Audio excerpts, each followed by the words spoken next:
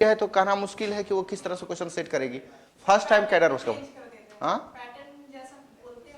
नहीं नहीं नहीं, जैसे फर्स्ट बार कैडर ये बना है, अभी कभी एग्जाम हुआ ही नहीं है इसका, तो मॉक वाला ठीक है, वो एसएससी का बेस बना करके वो क्वेश्चन पूछ रहा होगा। अच्छा नहीं तो ठीक है, अब उसमें पूछना क्या है, 10 वो चैप्टर है मैथ का, सारे चैप्टर से क्वेश्चन सवाल रहेंगे, लेकिन मेरे ख्याल से मैथ से ज्यादा रीजनिंग पे ध्यान दीजिए। रीजनिंग वाला ज्यादा आसान है, पहले से भी रीजनिंग आपका बन जाता होगा 30-35, उसका स्पीड खाली बढ़ाना है। और मैथ रीजनिंग वाला और जीएस वाला 100 मार्क्स का तो है ही, तो इधर भी करें और घर में भी करें। मेंस वाला ठीक है, अब सुविधा अनुसार देख लीजिए, लेकिन मेरे ख्याल से मेंस पढ़ने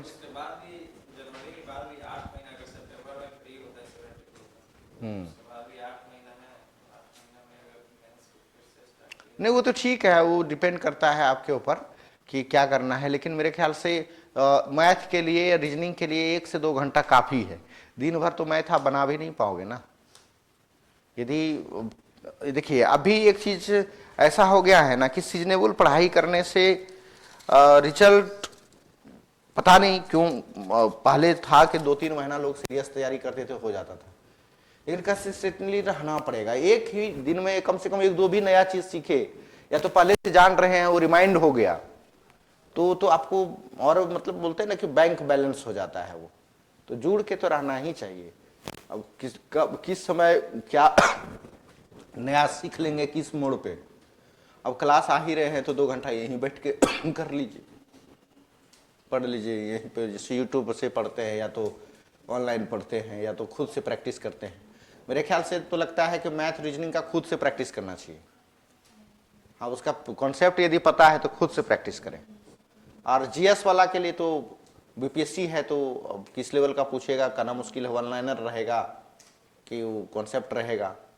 मेरे ख्याल से जब मैथ रीजनिंग रहेगा तो कॉन्सेप्ट नहीं ही रहेगा, मॉडरेट टाइप का और इजी मॉडरेट रहेगा, थोड़ा बहुत रहेगा कॉन्सेप्ट, ज़्यादातर वन लाइनर ही रहेगा।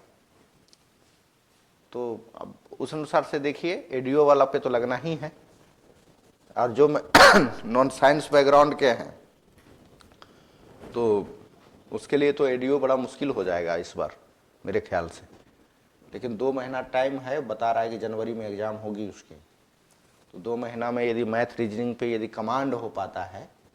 अब देखिए मेरे घर में एक मेरे भाई हैं, रेलवे में नौकरी करते हैं, उसका 100 में 80 को मैथ रीजनिंग बना देगा, जबकि प्रैक्टिस भी नहीं करता है। मैथ बहुत अच्छा था, रीजनिंग बहुत अच्छा है, जीएस में 50 को भी बनाना मुश्किल हो जाता है उसके लिए, क्योंकि मैथ का ही स्टूडेंट है। हाँ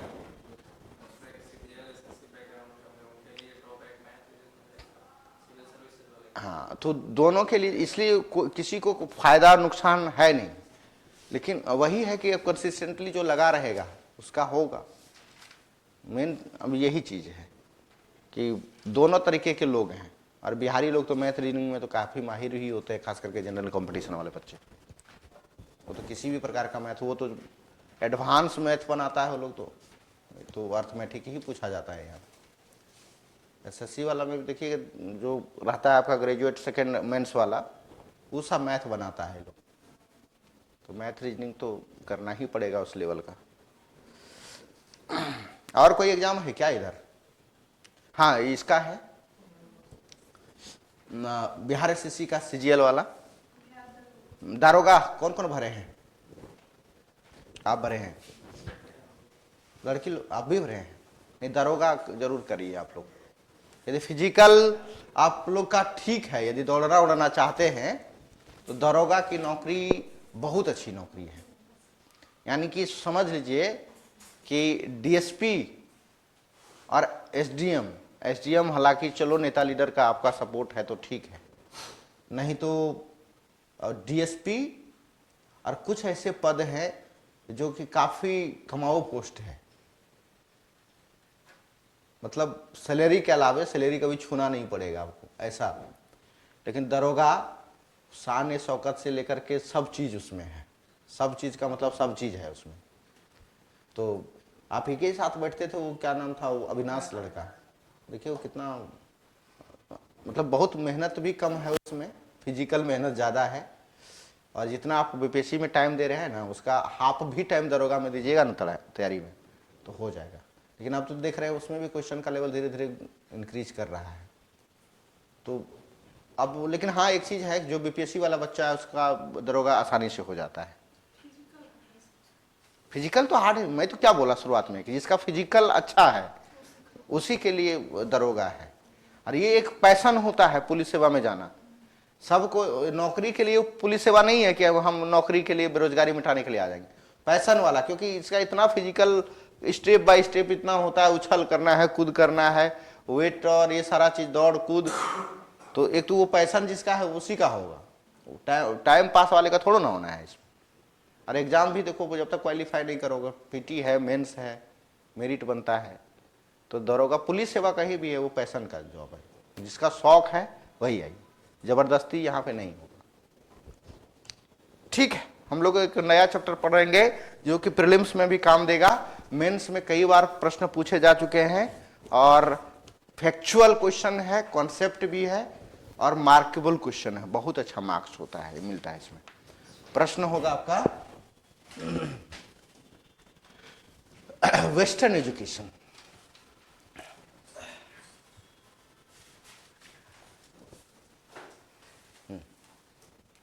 पश्चिमी शिक्षा का विकास। तो कहां पे? तो बिहार में। लेकिन हमने दोनों तरीके से इसमें नोट्स में है, यदि बिहार पूछा जाएगा तो बिहार में भी काम चल जाएगा, और यदि बिहार इसमें से हटा करके भारत में पश्चिमी शिक्षा का विकास पूछता है तो वहां भी ये नोट्स काम में आ जाएगा।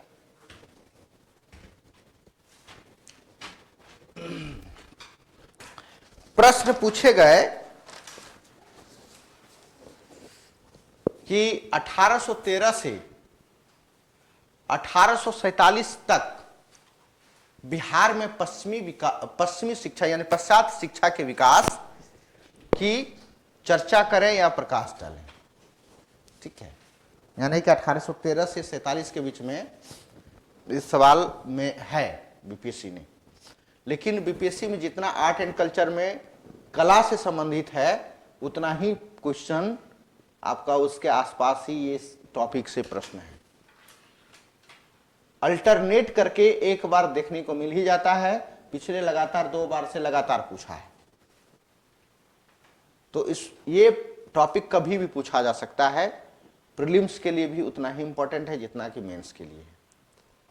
तो पश्चिमी शिक्षा को कहा जाता है पाश्चात्य शिक्षा, हिंदी में पाश्चात्य, उसी को पश्चिमी शिक्षा भी बोला जाता है। अंग्रेजी में बोला जाता है उसको, या तो उसको वेस्टर्न एजुकेशन कह रहे हैं सिंपल में, या तो उसी को कहा जाता है एंग्लिस्टिक्स, या तो एक्सीडेंटलिस्ट एजुकेशन। इंग्लिस्टिक यानी कि अंग्रेजी शिक्षा, और उसी को एक्सीडेंटलिस्ट एजुकेशन कहा जाता है। और एक शब्द आपका आता है प्राच्य। प्राच्य का लोग कई बार समझ लेते हैं प्राचीन शब्द से, तो नहीं है ये, नहीं, प्राच्य ये संस्कृत शब्द है प्राच्य, और इसका मतलब होता है पूरब।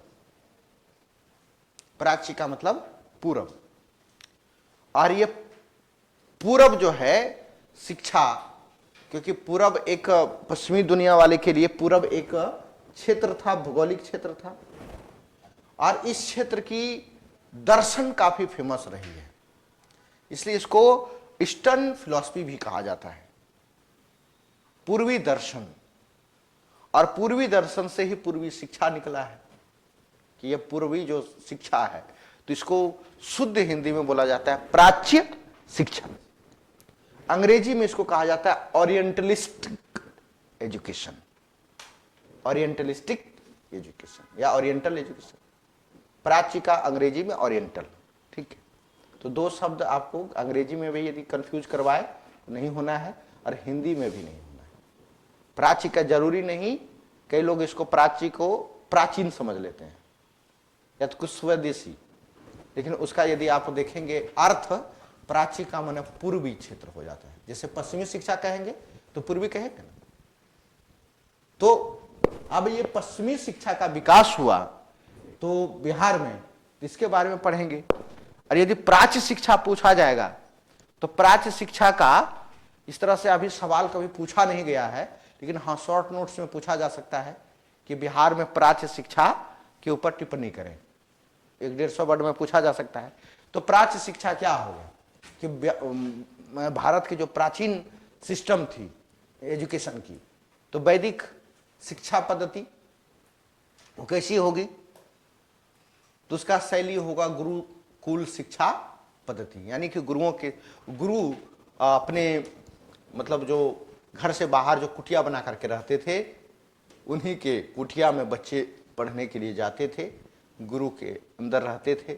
जिसे उदाहरण के लिए पांडव और कौरव, इसके कई जो भाई सब लोग थे, जैसे दुर्योधन हो गया, दुशासन हो गया, ये 5 भाई पांडव हो गया, इन लोगों के कुल गुरु कौन थे? कुल गुरु थे कृपाचार्य, और इन लोगों के गुरु जो थे द्रोणाचार्य।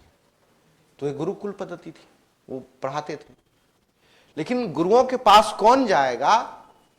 तो कई लोग होते थे कुल गुरु, कई लोग होते थे मतलब स्वतंत्र गुरु। तो कुल बने यानी कि वंशावली चलता था कि नहीं कि ये कृपाचार्य हैं तो सिर्फ इन्हीं के गुरु होंगे, दूसरे के गुरु नहीं होंगे। हालांकि द्रोणाचार्य को भी आप कुल गुरु कह सकते हैं, लेकिन कहा जाता है कि एक वनवासी अर्थात एक आदिवासी लड़का एकलव्य नाम के, उन्होंने उनको अपना गुरु मान करके उनकी मूर्ति को रख करके उन्होंने धनुर्विद्या को प्राप्त किया था। जब देख लिया गया गुरु द्रोणाचार्य के द्वारा, तो उनसे पूछा कि आप इतने धनुर्धर हो, अर्जुन से भी बेहतर। तो कई बार लगता है कि गुरुजी भी ईर्ष्या करते हैं, जब उससे बच्चे से ज्यादा कोई और दूसरे टीचर के बच्चे तेज हो जाते हैं या दूसरे बच्चे तेज हो जाते हैं जो उसके नहीं हैं, तो ईर्ष्या करता है कि नहीं मेरा बच्चा कहीं पीछे ना छूट जाए। तो द्रोणाचार्य में यही था कि अर्जुन को टॉप में रखना था। अर्जुन से भी ज्यादा धनुर्धर कौन थे? एकलव्य थे। तो कहा जाता है कि उन्होंने गुरु दक्षिणा मांग ली कि नहीं तुम मेरे सानिध्य में तो नहीं पढ़े, लेकिन तुम मुझे गुरु मानते हो तो गुरु दक्षिणा तो देना ही पड़ेगा। तो बोले गुरु जी, गुरु दान तो एक बड़ा अहम दान होता है, 3 ऋण कभी चुकाए नहीं जा सकते, देव ऋण, पितृ ऋण और गुरु ऋण, तो उसको तो चुकाया ही नहीं जा सकता। तो बोला क्या? तो बोला हाथ का अंगूठा दे दो। तो गुरु जी अंगूठा मांग लिया। तो ये एकलव्य की कहानी है, गुरुकुल शिक्षा का एक उदाहरण। लेकिन जब आप संस्थानिक शिक्षा की बात करें, दुनिया में सबसे पहली संस्थानिक एजुकेशन आपको भारत में ही देखने को मिलता है, जो मतलब बौद्धों के महाविहार शिक्षा पद्धति थी। वो विहार बनाते थे और एक वहीं पे गुरुकुल शिक्षा जंगलों में या कुटियों में होता था, उसका कोई स्ट्रक्चर नहीं होता था।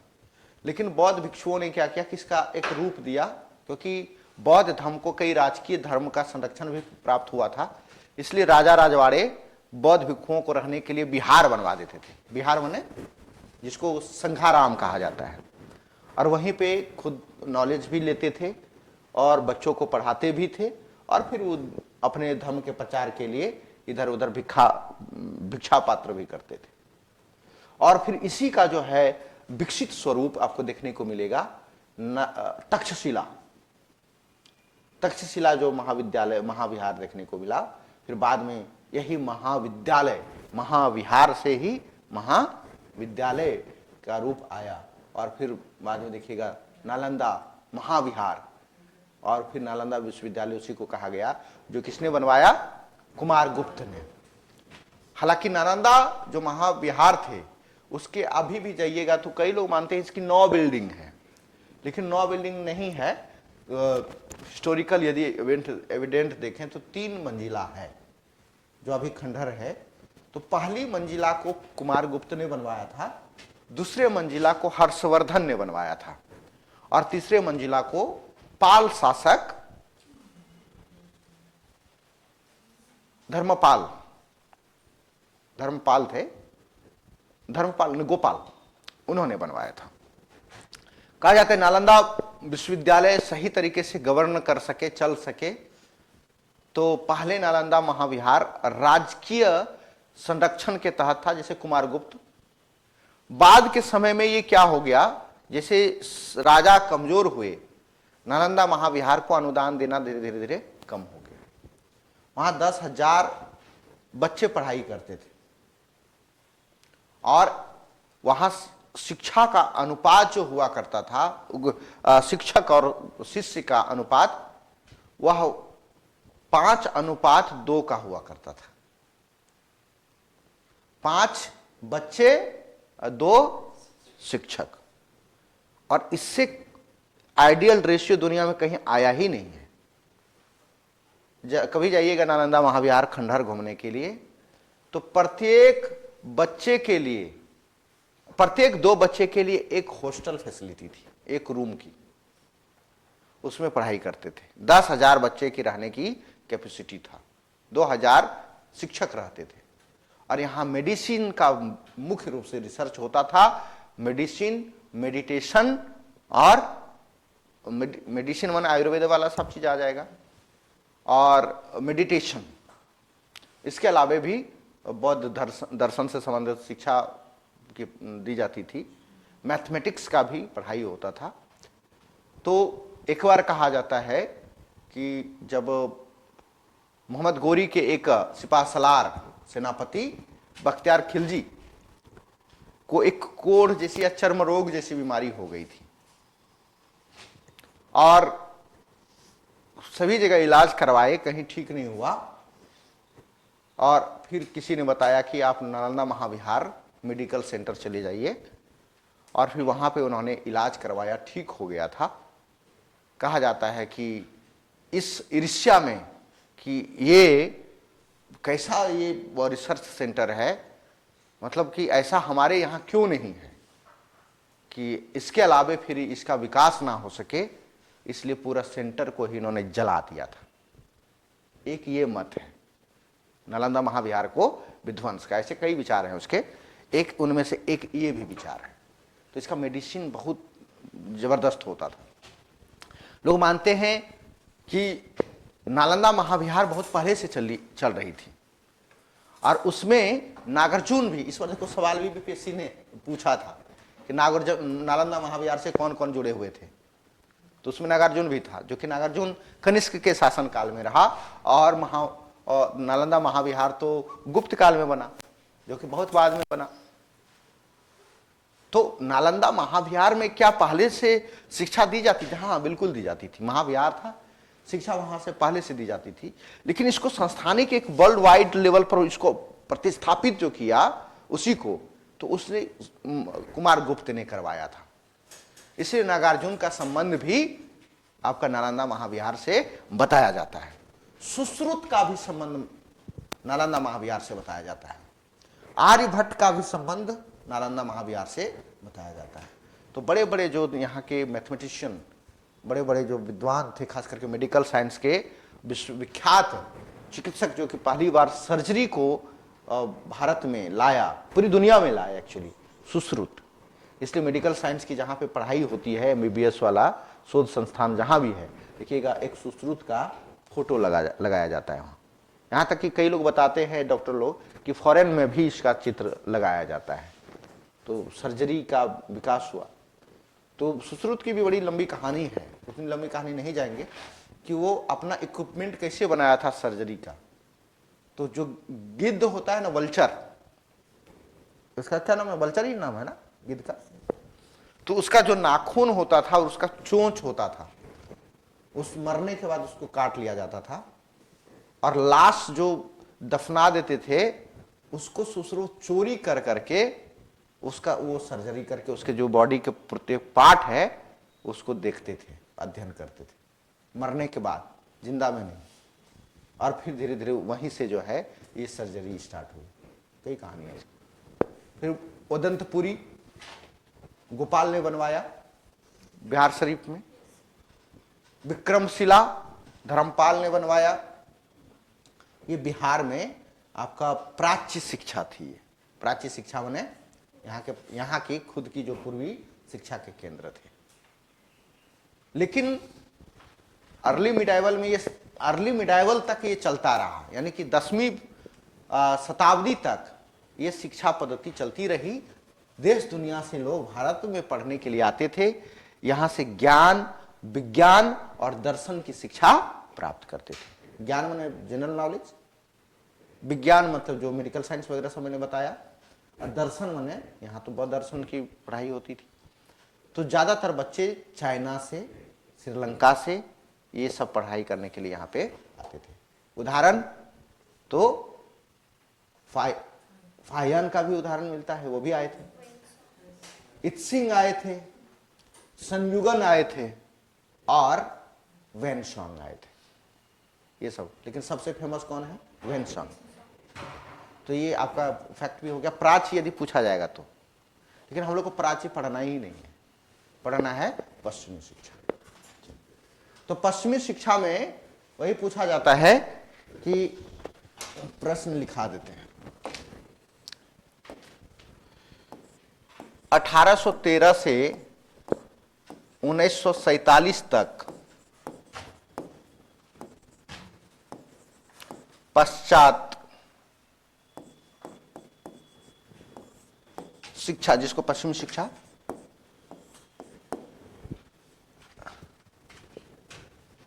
इसको बिहार ऐड कर दीजिए क्योंकि बिहार का एग्जाम है, के विकास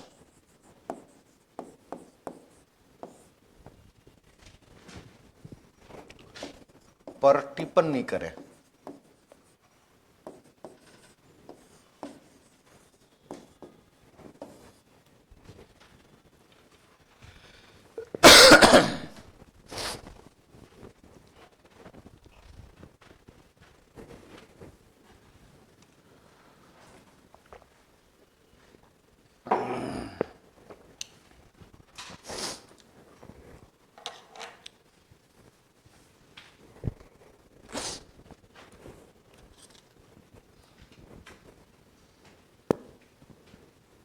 क्या हो गया?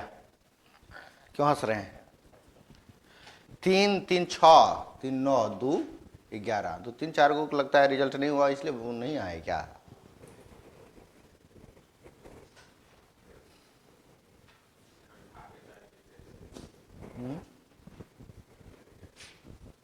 अभी ऐसा है ना, सर्दी होने का सबसे उपयुक्त समय है यही। ना ज़्यादा ठंडा लगता है, ना ज़्यादा गर्मी लगता है, कान खुला रहता है, धड़ेगा।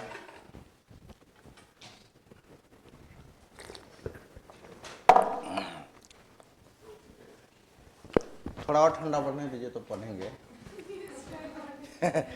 नहीं, स्टाइल का मारेंगे, हम बहुत कम स्टाइल मारते हैं।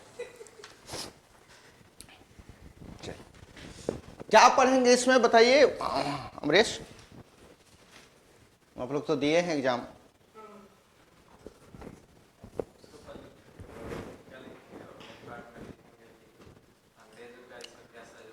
हाँ, तो इसका अप्रोच बताइए ना, वो तो ठीक है, भूमिका वगैरह तो लिखेंगे, मतलब कहाँ से लिखना स्टार्ट करेंगे, ये तो हिंट कर भी दिया है। 1813 से चार्टर एक्ट भाई। तो 1813 के चार्टर एक्ट का क्या था मुख्य शिक्षा से संबंधित प्रोविजन? प्रत्येक साल शिक्षा पर 1 लाख खर्च करने का प्रावधान किया गया था भारत में पहली बार। क्या हुआ इसका इम्पैक्ट?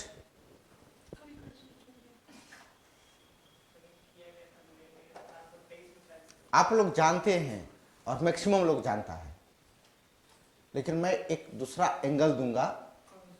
हाँ, और फिर शायद बाजारवादी शिक्षा व्यवस्था में इतना डीप जाके नहीं पढ़ाएगा, मैं वहां तक पहुंचने का प्रयास करूंगा। 1 लाख रुपया शिक्षा पर खर्च करने के लिए रखा गया। उद्देश्य क्या था?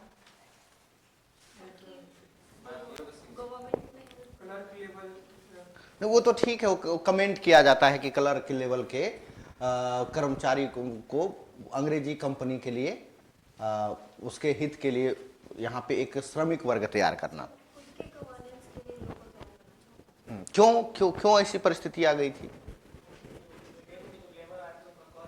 जी जी जी जी। आप यदि भारत में उपनिवेश के चरण को पढ़े होंगे रजनी पामदत्त के, रजनी पामदत्त ने 3 उपनिवेश के चरण बताए हैं ना, 3 कॉलोनियल फेज। तो उसमें पहला फेज को क्या कहा था उन्होंने? Mercantile capitalism. दूसरा,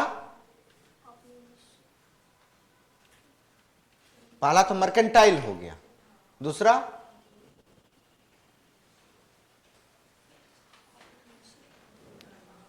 औपनिवेशिक कॉलोनियल कैपिटलिज्म, और तीसरा फाइनेंशियल कैपिटलिज्म फेज, यानी वित्तीय पूंजीवाद का चरण। तो ये जो समय है, तो इसको उन्होंने बताया था 1813 से लेकर के 1857 तक का जो चरण है ये औपनिवेशिक काल का चरण है। तो अब मर्केंटाइल वाला कब होगा? 1757 से उन्होंने माना कि चलो बंगाल में प्लासी की बैटल हो गई, इसके बाद फिर जो है 1813 तक का जो चरण रहा वो कौन सा रहा? तो मर्केंटाइल, यानी कि वाणिज्यवाद का चरण, वाणिज्य व्यापार पर ही ज्यादातर ध्यान दिया। लेकिन जब ये चरण जो था औपनिवेशिक चरण, तो उसी चरण में ब्रिटेन में इंडस्ट्रियलाइजेशन हो रहा था। 1850 के दशक तक इंडस्ट्रियलाइजेशन का क्या कहते हैं, रेवोल्यूशन हुआ। इसलिए देखिएगा आप लोग 9th में वर्ल्ड हिस्ट्री में पढ़े होंगे, इंडस्ट्रियल रेवोल्यूशन कहाँ हुआ था? ब्रिटेन में। हालांकि ये 1750 के दशक से ही स्टार्ट हो गया था, लेकिन 1850 तक ये मतलब कह सकते हैं एकदम रेवोल्यूशन के फेज में था। तो बेस क्या था इसका? इस इंडस्ट्रियल फेज में क्या उसका बेस था, आधार क्या था? और मशीन और मानव दोनों का क्या होगा कि समन्वय, कॉम्बिनेशन, और कच्चे माल की प्राप्ति कर लास्ट गुड्स में इसको क्या करना, बदलना, और मास लेवल का प्रोडक्शन करना। यही तो इसका बेस था, आधार। यानी अधिक से अधिक उत्पादन क्षमता को क्या करना, बढ़ाना। तो मानव का एक श्रम की कैपेसिटी होती है अपनी लिमिटेशन, लेकिन मशीन क्या करेगा, उसको, उसके प्रोडक्शन को क्या कर देगा, बढ़ाएगा। और लार्ज स्केल में जब बढ़ाएगा तो फिर उसके लिए रॉ एंड मटेरियल्स चाहिए, और रॉ एंड मटेरियल्स आएगा कहां से? तो इसी कॉलोनी से आएगा। चाहे अमेरिका वाला तो चला गया था कॉलोनी, जो अमेरिका में जो 13 उपनिवेश बनाए थे उसने अपने आप को आजाद करा लिया 1781 तक। बच गया भारत का एक बड़ा कॉलोनियल क्षेत्र, जहां से रॉ एंड मटेरियल्स उसको मिलता था। और कहां यूज होता था? ब्रिटेन में इंडस्ट्रीज में। वहां काम करते थे श्रमिक लोग मशीन के साथ। लेकिन धीरे धीरे धीरे धीरे उसकी दशा और कार्य दशा वह उसकी मतलब निम्नतर ही रही। लेकिन जो कैपिटलिज्म के क्षेत्र में जो इन्वेस्टर थे, जो मालिक टाइप के लोग, नियोक्ता जिसको बोलते हैं, उसकी दशा काफी बेहतर हो गई। यानी मालिक बहुत अच्छी स्थिति में चले गए, और जो उसमें श्रमिक काम करने वाले थे उसकी दशा क्या हो गई, दयनीय। लगभग 18 घंटा का ड्यूटी, ना किसी भी प्रकार का जो है सुरक्षा की गारंटी, ना किसी भी प्रकार का वेलफेयर स्कीम्स, ना किसी प्रकार का जो इंश्योरेंस। यदि कोई एक्सीडेंटल एक्टिविटीज हो जाए तो उसके लिए लायबल नहीं होता था कंपनी। ना ही कार्य के घंटे का निर्धारण था, ना ही साप्ताहिक छुट्टी की व्यवस्था थी, और ना ही कहा जाता है कि श्रम से संबंधित कोई कानून और लॉ था, रूल था। और इसके लिए लगा कि नहीं, अब श्रमिकों को समय के साथ अपने आप को संगठित करना पड़ेगा, तभी हमारी बातों को मानेगा कौन? मालिक। 18 घंटा ड्यूटी, 19 घंटा ड्यूटी। महिलाओं की दशा तो और भी खराब थी। हालांकि महिलाओं की भागीदारी बहुत कम था श्रम के क्षेत्र में, परंतु जितना भी था तो उसकी अपनी सीमाएं हैं। कहा जाता है कि जैसे उसका जो पीरियड काल है उसमें भी छुट्टी की व्यवस्था नहीं, जो उसका क्या बोलते हैं मातृत्व अवकाश, उसकी कोई व्यवस्था नहीं। यदि जो प्रेगनेंसी में होती थी औरत, कार्य करने की कैपेसिटी नहीं होता तो उसको छटनी कर दिया जाता था, तो गरीबी और बढ़ जाती थी। किसी प्रकार का लीव व्यवस्था नहीं था। तो इसलिए वहां पे एक मूवमेंट चला, श्रमिक आंदोलन, और इसको किसने उत्तेजित किया, एक्साइटमेंट उसमें पैदा किया? तो उसमें कार्ल मार्क्स, एंजेल्स, हालांकि उससे पहले से बातें चली आ रही थी। रॉबर्ट ओवेन का नाम सुना होगा। रॉबर्ट ओवेन खुद एक इंडस्ट्रियलिस्ट थे, और उन्होंने अपने जो भी कार्य उन्होंने किया श्रमिकों के लिए, वो समाजवादी व्यवस्था दिखाई पड़ता है, इसलिए उसको समाजवाद का जनक भी मानता है लोग, रॉबर्ट ओवेन को। और उसी को आदर्श मान करके और भी समाजवादी आंदोलन बढ़ा, और इसका देखिए क्या परिणाम हुआ कि इन्होंने कार्य की दशाएं तय करवाई, कई बहुत प्रकार के रूल बने, कार्य के घंटे निर्धारित किए गए, पेमेंट जो सिस्टम था वो पहले प्रकार में दिए जाते थे। प्रकार का मतलब होता है वस्तु, कार्य के बदले कुछ चीज दे दिया जाएगा, लेकिन उन्होंने कहा नहीं, कार्य के बदले हमको क्या चाहिए? तो केवल व केवल मुद्रा। कार्य के बदले क्या चाहिए हमको? मुद्रा चाहिए, पैसा। अभी समय में कार्य के बदले सिर्फ पैसा ही नहीं है, कार्य के बदले आपको मुद्रा भी चाहिए, लेकिन कैसा मुद्रा? जो प्रचलन में हो। ये नहीं कि मुद्रा में 500 टका बंद हो गया, 1000 रुपया बंद हो गया तो 1000 रुपया दे देगा वो। प्रचलन में मुद्रा, ड्राफ्ट कौन सी बोलते हैं उसको, जो ड्राफ्ट से ही दिया जाता है ना पैसा, जो चेकबुक। और अब जो है ऑनलाइन मनी, ऑनलाइन जिसको क्या बोलते हैं डिजिटल करेंसी, ऑनलाइन मनी और एक डिजिटल करेंसी। डिजिटल करेंसी में भी कई लोग भुगतान करते हैं कई देशों में, हालांकि भारत में जैसे आपका बिटकॉइन वगैरह सब ये नहीं चलता है, लेकिन कई जगह पे चलता है। इसमें भी भुगतान, ये नई परिभाषा है इसकी। तो श्रमिक से श्रम के बदले पूछा जाता है कि श्रम क्या है, तो श्रम क्या है? तो ये जो वहां पे श्रम जो महंगा हुआ, पैसा देना था, मजदूरी के लिए लोग आंदोलन कर रहे थे, तो इसको लगा कि नहीं, जब हम मजदूरों को ज्यादा मजदूरी देंगे तो हमारा कॉस्ट प्राइस क्या होगा? बढ़ेगा। जब कॉस्ट प्राइस बढ़ेगा तो उसका मार्केट प्राइस क्या होगा? कि घटेगा कि बढ़ेगा? बढ़ेगा। जब मार्केट प्राइस बढ़ेगा तो वस्तु का डिमांड घटेगा कि बढ़ेगा? जब वस्तु का डिमांड घटेगा तो डायरेक्ट उसका नकारात्मक प्रभाव किसके ऊपर पड़ेगा? नियोक्ता, मालिक के ऊपर पड़ेगा। इसलिए इन्होंने कहा भारत में जनसंख्या ज्यादा है और कॉस्ट प्राइस घटाना है, तो कॉस्ट प्राइस में एक जो कॉस्ट प्राइस लगता था, भारत से जो रॉ एंड मटेरियल था उसको जहाज शिप के थ्रू कहां लेके जाया जाता था? ब्रिटेन। तो उसमें परिवहन चार्ज नहीं लगता था कॉस्ट में। अब जहां रहेगा आपका रिसोर्सेज, वहीं पे फैक्ट्रियां लगाई जाएगी और वहां के ही लेबर को क्या किया जाएगा? ट्रेंड किया जाएगा, शिक्षित किया जाएगा। तो ये जो शिक्षा पद्धति है, 1 लाख रुपया जो खर्च करने का दिया जा रहा था, वह शिक्षित करने के लिए नहीं दिया जा रहा था, बल्कि उसके फैक्ट्री के अनुकूल, जो उसके जो कंपनी के सर्विस के लिए जो अपना कार्य दे सके, उसके हित के लिए जो काम कर सके, वैसे वर्गों को भारत में एक बनाना चाहते थे, जिससे कि सस्ते श्रम में इसको ब्रिटिश कंपनी के अधीन काम करवाया जा सके, जिससे क्या होगा? उसको लाभ होगा कि उसके किसी भी वस्तु के प्रोडक्शन में उसका कॉस्ट प्राइस क्या होगा? कम होगा। कॉस्ट प्राइस कम होगा तो मार्केट प्राइस भी कम होगा, और मार्केट प्राइस कम होगा तो उसका डिमांड ज्यादा बढ़ेगा, और फिर उस कंपनी का तो बल्ले बल्ले होगा। इसी उद्देश्य से ये लाया गया था। लेकिन क्या हुआ कि 10 वर्ष तक इस पे कोई काम ही नहीं हो पाया। इस विवाद में कि शिक्षा दें तो कैसा शिक्षा दें? अंग्रेजी भाषा में दें, क्या स्थानीय भाषा में दें, प्राच्य शिक्षा दें कि पाश्चात्य शिक्षा दें, माने ओरिएंटल एजुकेशन दें या तो फिर आपका वेस्टर्न एजुकेशन दें। ये काफी डिबेट का इशू था। 1 लाख रुपया कहां खर्च करें? 10 साल तक 13 में ये पैसा ग्रांट किया गया, लेकिन ये पैसा मिला ही नहीं 1823 ईस्वी तक। और 1823 ईस्वी में कहा जाता है इस विवाद को सुलझाने के लिए कमेटी गठित की गई। बताइएगा 1823 में कौन सा कमेटी गठित की गई थी, बताइए तो।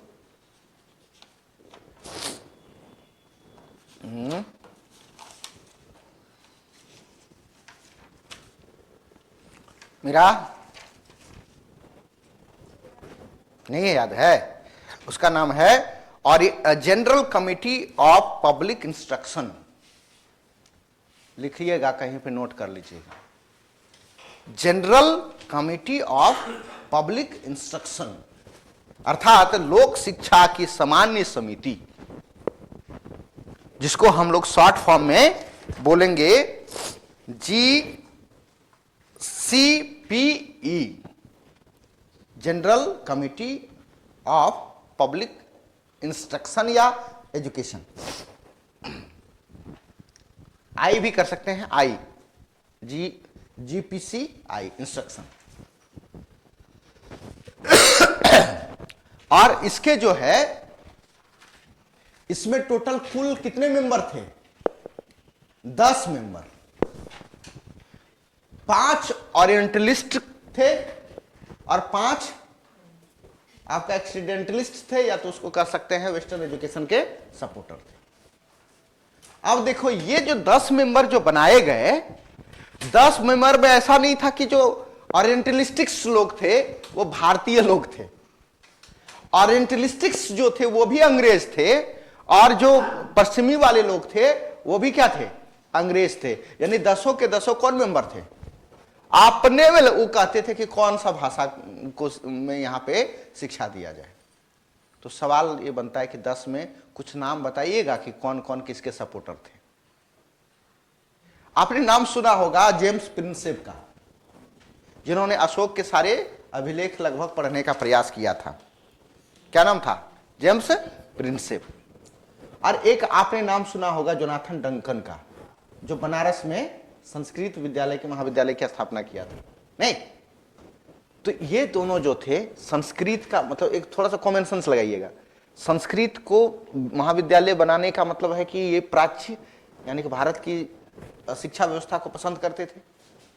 और एक व्यक्ति है जो कि अभिलेख को ढूंढ रहे हैं यहाँ के, तो इसका मतलब है कि प्राच्य शिक्षा से काफी प्रभावित होंगे। तो 2 व्यक्ति, हालांकि ऐसे 5 व्यक्ति को याद रखना था, लेकिन याद नहीं रखिएगा। इसमें वारेन हेस्टिंग्स भी इसमें शामिल थे, क्योंकि उस समय यह जो थे गवर्नर जनरल रह चुके थे बंगाल के, लेकिन तब पर भी इसको इस कमेटी में शामिल किया गया था। उस समय तक गवर्नर जनरल नहीं थे वो। इसके अलावे इसमें लॉर्ड मिंटो भी थे, जो कि गवर्नर जनरल थे 1909 ईस्वी से लेकर के। इसके बाद इसमें एस विल्सन भी थे, वही जिसने गीता का अनुवाद, गीता का ट्रांसलेशन किया था। इसी में विलियम जोन्स भी थे। हाँ, तो ये सब बूढ़े हो गए थे तब तक, लेकिन इसमें शामिल थे। लेकिन 2 नाम याद रखना है, जेम्स प्रिंसेप और कौन? Jonathan Duncan. और कौन शिक्षा का सपोर्ट करेगा? ओरिएंटल एजुकेशन का। जबकि अंग्रेजी शिक्षा का सपोर्ट कौन करेगा? अंग्रेजी भाषा में शिक्षा।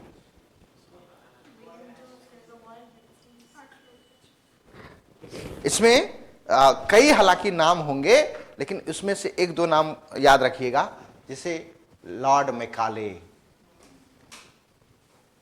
हालांकि लॉर्ड मैकाले उसमें इसके मेंबर नहीं थे।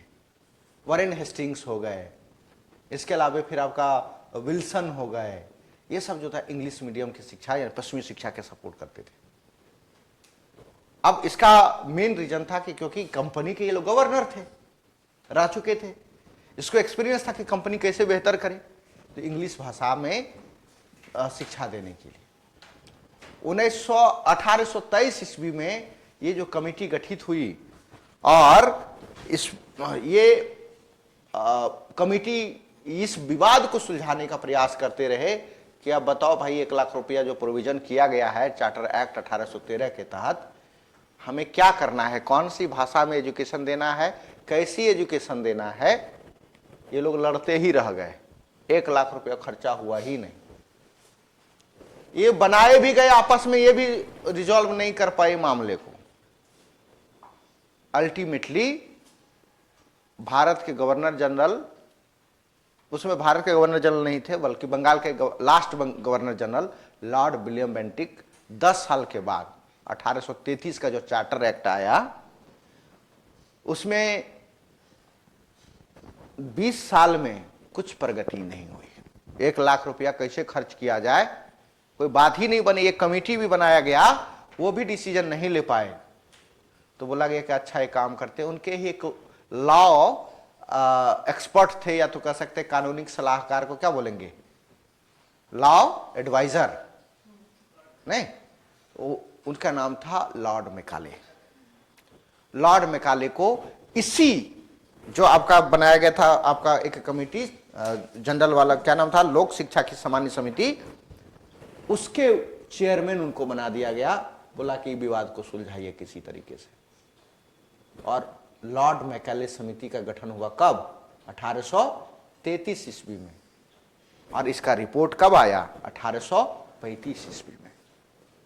और इसमें बातों को सुलझा लिया गया। इन्होंने 1-2 स्टेटमेंट भी दिया जो बड़ा खतरनाक स्टेटमेंट था।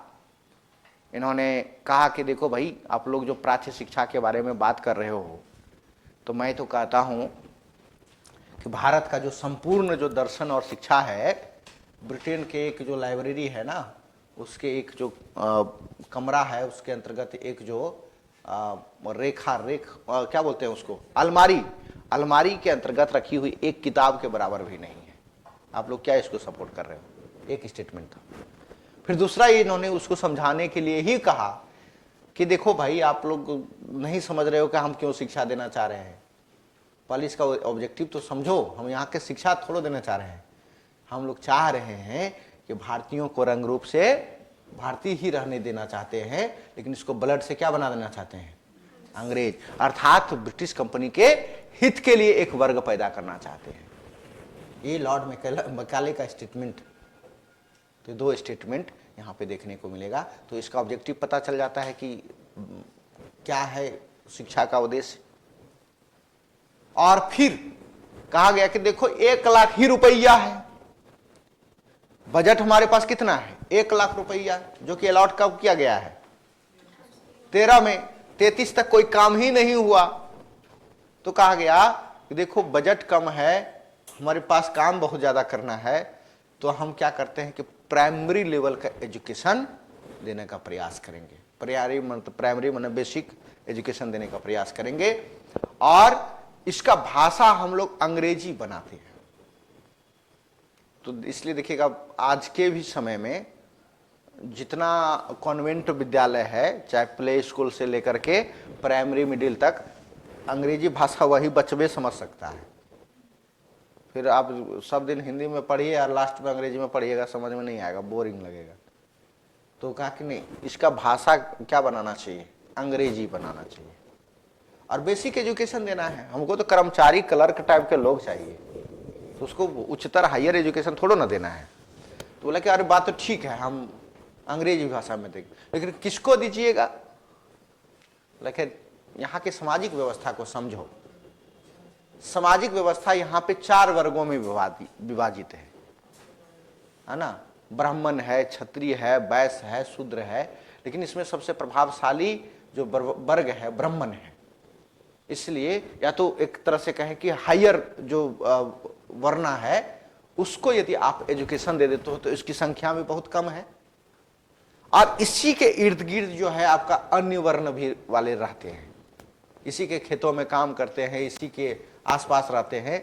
तो देखा देने के संगत से गुण होता है, संगत से गुण जात। तो यदि इसके इर्द गिर्द रहेगा तो थोड़ा बहुत ये मानसिकता इसके पास भी पहुंच जाएगी। इसलिए इनके शिक्षा नीति को कहा गया डाउनवर्ड फिल्ट्रेशन थ्योरी, यानी शिक्षा के निस्यंदन सिद्धांत। एक ऐसी शिक्षा व्यवस्था जो कि ऊपर में दे दिया जाए तो पसीजते हुए निचले वर्ग यानी कि बॉटम में भी आ जाएगा। नहीं, इसलिए इसको क्या कह सकते हैं, टॉप से बॉटम की ओर एजुकेशन सिस्टम। ये इस प्रकार की शिक्षा व्यवस्था थी। तो इसी तरह से ये क्रम आगे बढ़ता रहा। कई जगह पे स्कूल, प्राइमरी स्कूल खोले गए बिहार में, तो उसका नाम याद रखना है। कहां कहां, तो पूर्णिया, पटना, भागलपुर, मुजफ्फरपुर, छपरा, कब खोला गया याद नहीं रखना है, खाली एग्जाम्पल में नाम डाल देना है प्राइमरी एजुकेशन के लिए। फिर ध्यान देना है कि क्या इसमें लड़कियों की बात की गई थी क्या? नहीं, सभी वर्गों की बात नहीं थी, लड़कियों की कहां बात रहेगी? सोना नहीं है, ठीक है, सोना नहीं, तो लड़कियों के लिए शिक्षा नहीं थी। 35 में ये आया रिपोर्ट, और फिर 35 के बाद 53 में आना था लास्ट चार्टर एक्ट। इस चार्टर एक्ट के थ्रू शिक्षा के क्षेत्र में प्रगति को देखना था। मतलब प्रगति कैसे आप देखोगे, तो कहा गया कि देखो भाई, जो मैकाले की जो एजुकेशन सिस्टम है ये 20 साल में कितना प्रगति किया, इसके जांच के लिए एक और कमेटी बनाते हैं। 1853 का चार्टर एक्ट आया और 1854 में उसमें था डलहौजी था भारत के गवर्नर जनरल। उन्होंने कहा जाता है ये क्या नाम था बोर्ड ऑफ कंट्रोल के वो डायरेक्टर थे, जिसका नाम था Charles Wood dispatch. Charles Wood dispatch को उन्होंने कहा कि देखो, लॉर्ड मैकाले के जो एजुकेशन सिस्टम में ने जो प्रगति की है, जो कमियां रह गई है, उसको थोड़ा एनालिसिस कीजिए, आप अपना एक रिपोर्ट पेश करिए कि इसमें और क्या बेहतर किया जा सकता है और क्या किया जा सकता है, और फिर चार्ल्स वुड डिस्पैच पॉलिसी आएगी। तो ये क्रम से लिखना है। तो क्रम से लिखने के लिए हम लोग सबसे पहले इसका एक करके हम करते चले जाएंगे, नहीं तो आप लोग सोएंगे, हमको दिखा कि नींद आ रही है। तो अब लिखिए आप लोग, इसका परिचय पहले लिखेंगे। तो परिचय में कैसे लिखेंगे, थोड़ा सा बिहार के बारे में बड़ाई कर देंगे कि बिहार प्राचीन काल से ही शिक्षा का प्रमुख केंद्र रहा है, लेकिन मध्यकाल के पहली फेज या तो प्रारंभिक फेज में यहाँ पे कई यूनिवर्सिटीज हुआ करते थे। नालंदा, ओदंतपुरी, आपका सोमपुरी तो बिहार से बाहर का था, बांग्लादेश में था। ये क्या बोलते हैं उसको, विक्रमशिला, ये सब विश्वविद्यालय थे। लेकिन मध्यकाल में तो शिक्षा के अवनति काल ही देखने को मिलता है, क्योंकि डार्क एरा पूरा माना जाता है वर्ल्ड में। तो मध्यकाल में शिक्षा का ह्रास ही रहा, लेकिन ब्रिटिश काल में पुनः प्रयास शिक्षा के विकास के लिए किया गया। कौन सा माध्यम में? पश्चिमी शिक्षा के विकास में। यही प्रश्न भी था, तो उसको लिंक कर देना है, वही मैंने लिखा ही है, देखो।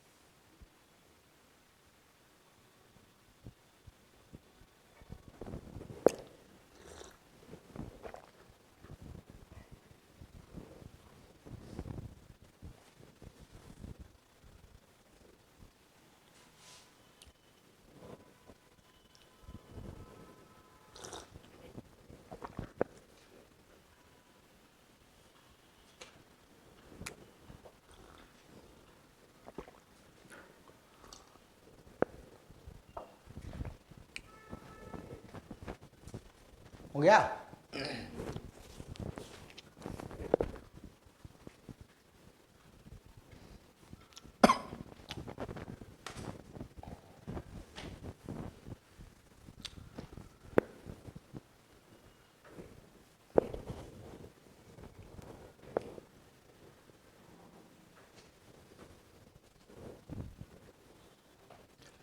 परिचय ज्यादा तो बड़ा नहीं हो गया। कितना लाइन हुआ है ना? ठीक है, एवरेज बड़ा लंबा वाला के लिए ठीक है।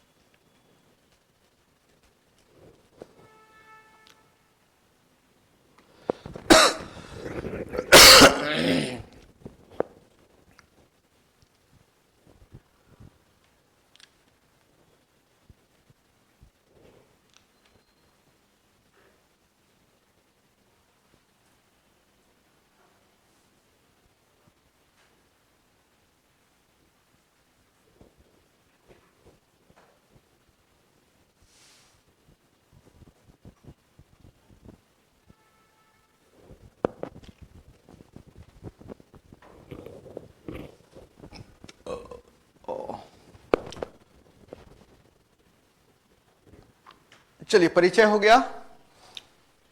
परिचय के बाद फिर हम लोग आ जाते हैं डायरेक्ट प्रश्न को कि कहां तक लिखना है। इसका फ्लो चार्ट बनाइए।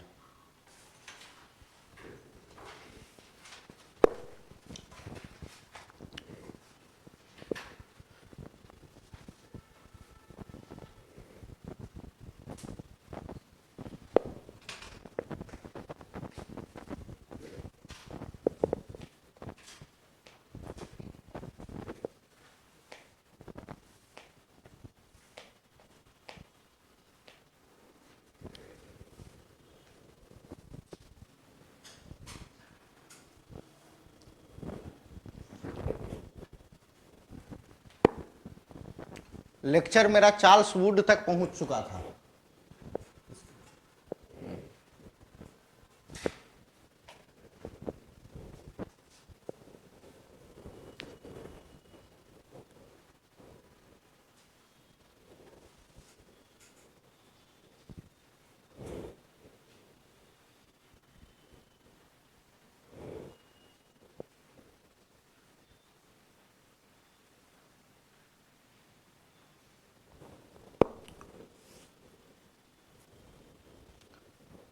University act 1904, Indian university act,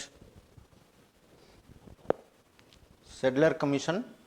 Sedler commission को कलकत्ता यूनिवर्सिटी एक्ट भी कहा जाता है क्योंकि उसके चेयरमैन थे सेडलर, विलियम सेडलर, इसलिए उनको सेडलर कमीशन भी कहा जाता है।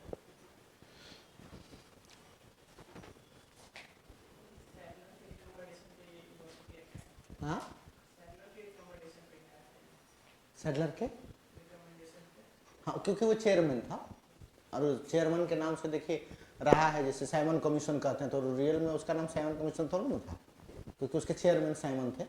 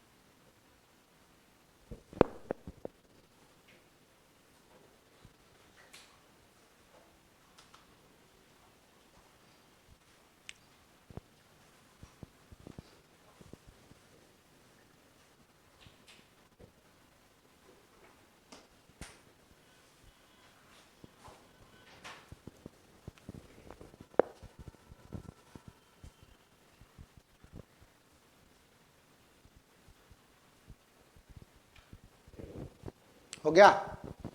चल अब एक एक करके हम लोग थोड़ा सा लेक्चर पढ़ लिए थे, उसको लिखते जाएंगे। बहुत छोटा छोटा पैराग्राफ है।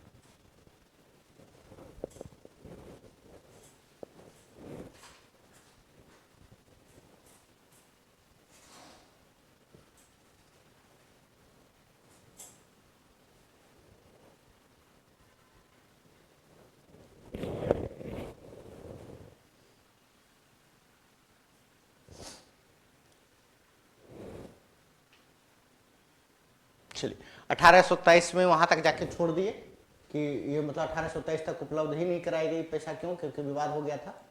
और फिर 1827 में एक जो आपका इसका एक टॉपिक है आपका, वो लिखे हैं एंग्लो प्राच्य शिक्षा विवाद, तो उसको टॉपिक बना करके उसकी कहानी को लिख देंगे।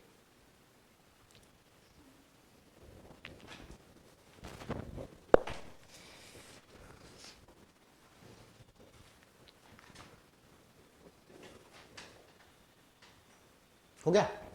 देखो ये वाला, अब यहां से जहां छोड़े थे वहीं से एक पॉइंट बना दिए, और उसी पॉइंट के अंतर्गत ये थोड़ा कहानी बचा ही हुआ है। लो देखो,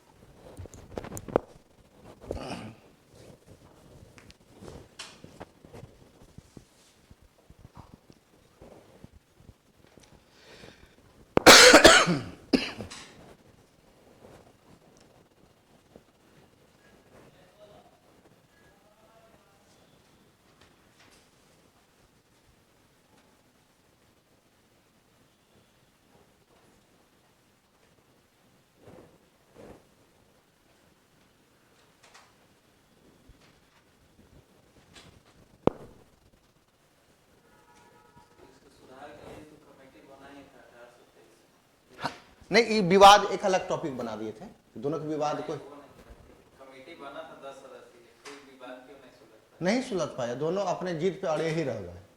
तो उसका जो है सुलझाने के लिए 1833 में एक कमेटी बनाई गई, मैकाले कमेटी, उसके नेतृत्व में, और वही विवाद को सुलझा पाए।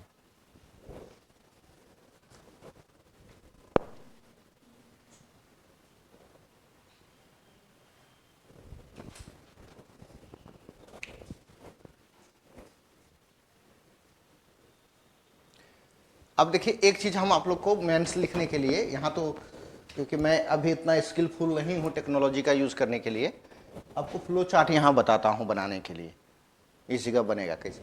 यहाँ तक आप लोग लिखिए, तो इसके बाद फ्लो चार्ट बनाइएगा। यहाँ तक लिखिए, ये वाला तक, कहाँ तक है ये वाला लाइन तक,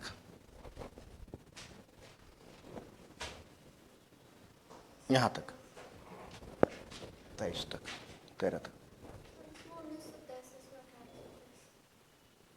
कहाँ पे? अरे वो गलत टाइपिंग हो गया होगा, ये सब माइनर चीज है। ये इसको 1800 करिएगा,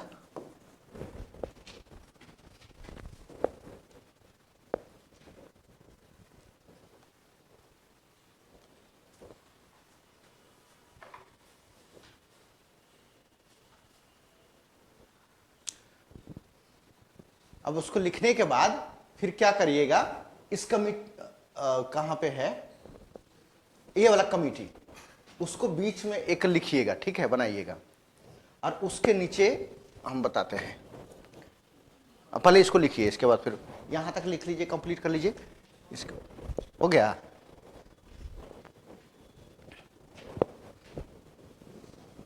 पूरा मत लिखिएगा, क्योंकि लंबा हो जाएगा थोड़ा सा, बीच बीच में जहां स्कोप बनता है वहां कर लेना है। देखिए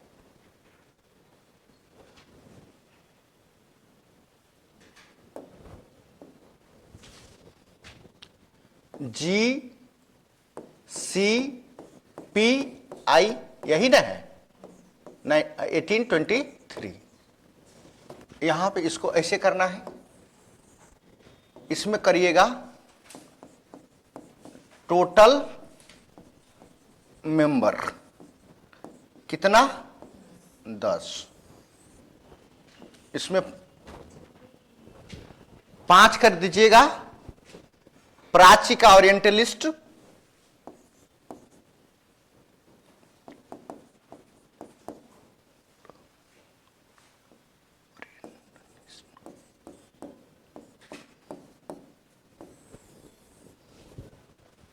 और 5 कर दीजिएगा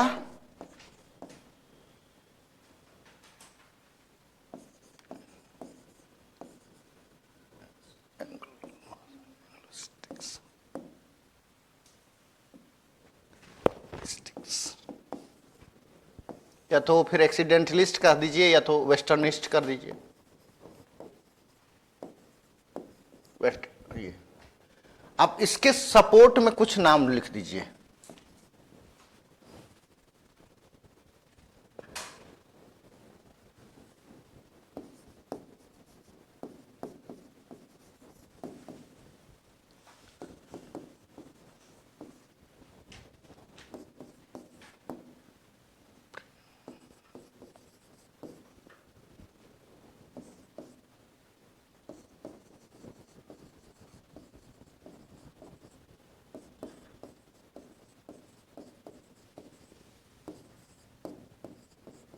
ETC और इसमें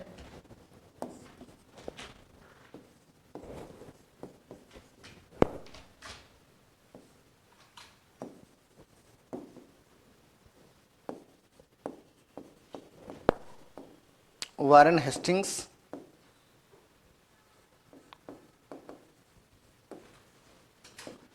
मिंटो, लॉर्ड मिंटो, ETC। ऐसे नाम में जेम्स प्रिंसेप, जोनाथन डंकन, जो कि सब लिखा हुआ था उसी जगह। तो इसको क्या कर दीजिए, थोड़ा सा फ्लो चार्ट बना दीजिए, थोड़ा सा अच्छे से लगेगा देखने में, वो समझ जाए।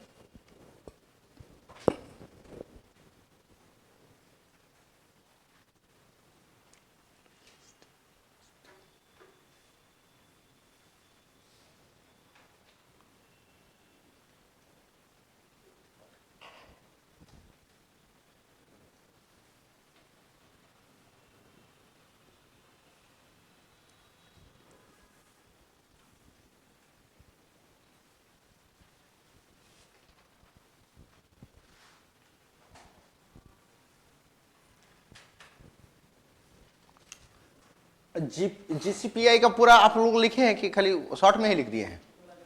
चलो ठीक है। हिंदी में लिखिएगा इसको, क्या बोलेंगे, पश्चात्य, इसको लिखेंगे प्राच्य। ठीक है। Lord Minto, Lord Minto.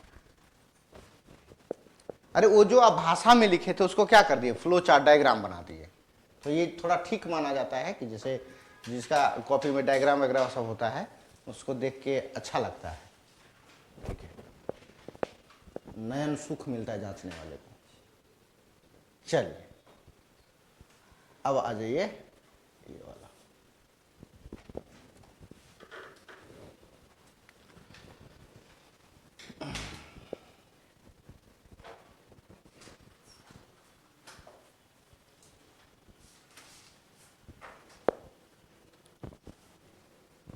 अठारह सौ 33 के चार्टर एक्ट के थ्रू अब ये राशि बढ़ा करके 1 लाख से 10 लाख कर दिया, लेकिन विवाद सुलझ नहीं पाया। विवाद जस का तस रह गया कि कैसे देना है शिक्षा। 1 लाख भी खर्चा नहीं हुआ था।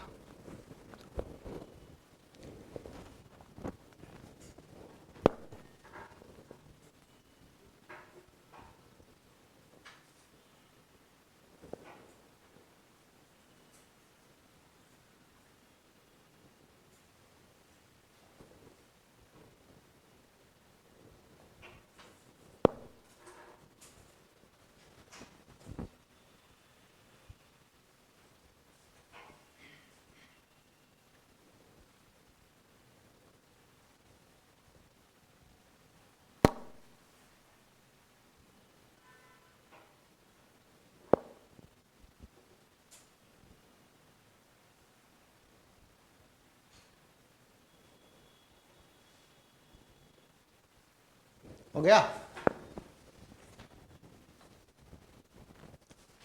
कहानी देखिए एकदम पूरा था, लेकिन इसको पॉइंट करके कर दिए तो छोटा छोटा सब चीज एक में आ गया। अब आ जाइए मैकाले की शिक्षा नीति।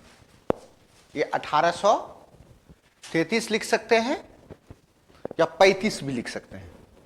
35 एक्चुअली लिखिए, क्योंकि इसका रिकमेंडेशन 35 में ही आया था।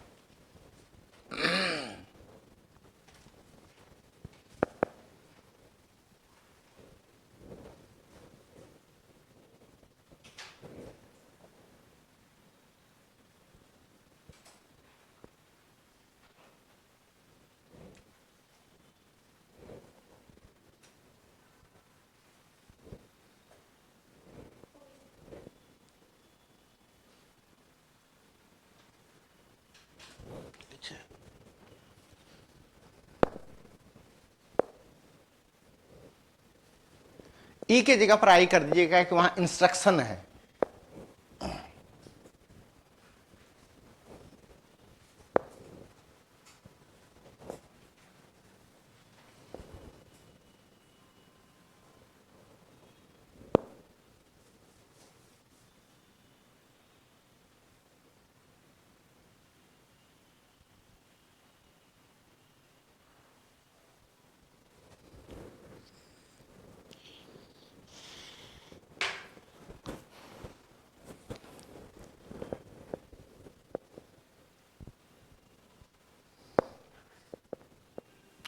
हालांकि ई भी रहेगा तो कोई दिक्कत नहीं है, उसका मतलब ऐसे भी होता है। दोनों में दोनों सही है, इंस्ट्रक्शन भी सही है, एजुकेशन भी सही है।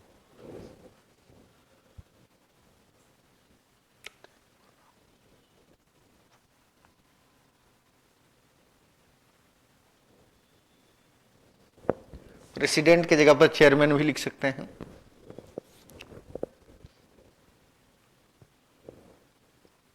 हो गया। हाँ, तो पैसा ही नहीं था ना। आप एक सोचा कि शायद हो सकता है 1 लाख रुपया, अब 20 साल में तो स्थिति भी बदल गई ना। अब 1 लाख का जो वैल्यू था 20 साल में, वो थोड़ा ना वो रहेगा। 13 में आया था 1 लाख रुपया, अब 33 में आएगा तो ये 20 साल के गायब हो गया। तो वह 1 लाख, तो महंगाई तो बढ़ा होगा ना इस बीच में, तो इसलिए उसको बढ़ा करके क्या कर दिया, 10 लाख रुपया कर दिया। लेकिन 10 लाख करने के बावजूद भी वो समस्या जो था कि हमको किस भाषा में देना है और कहाँ तक एजुकेशन देना है, इस पे विवाद सुलझ नहीं पाए। प्राची देना है कि वेस्टर्न देना है, अल्टीमेटली मैकाले ने किसको अपॉइंट कर दिया,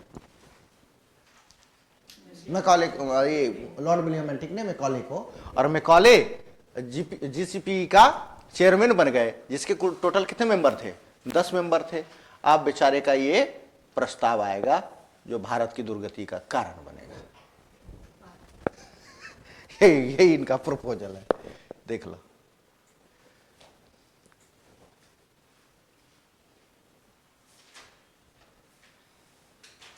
आप लोग हिंदी वाला जल्दी जल्दी लिखिए तो।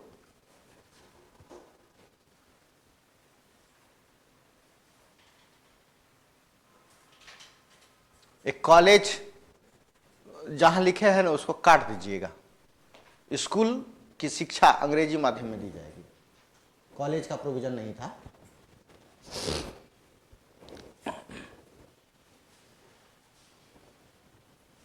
या तो प्राथमिक वहां पे सीधा लिख सकते हैं, प्राइमरी एजुकेशन अंग्रेजी माध्यम में दी जाएगी, बस इतना ही लिखना है।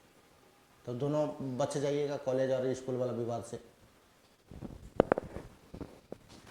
जहां स्कूल कॉलेज लिखा है ना वहां पे प्राथमिक लिख दीजिएगा, प्राथमिक शिक्षा प्राइमरी एजुकेशन अंग्रेजी माध्यम में दी जाएगी।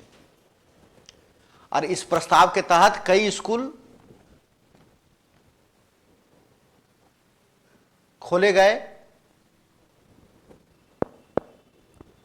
जैसे पटना, पूर्णिया, बिहार शरीफ, आरा, छपरा, मुजफ्फरपुर, जबकि 1859 ईस्वी में पाकुड़, 1863 में देवघर में और मोतिहारी, हजारीबाग, चाईबासा में जिला स्कूल स्थापित किए गए।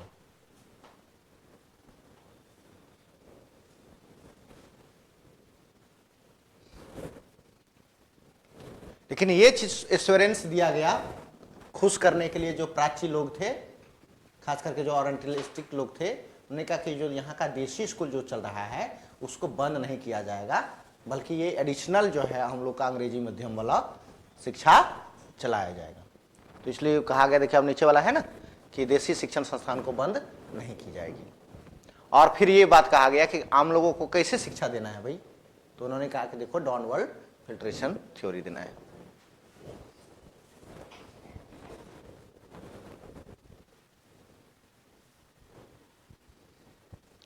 हालांकि कई प्रपोजल था, लेकिन मुख्य मुख्य बातों को यहां पे लिया गया है।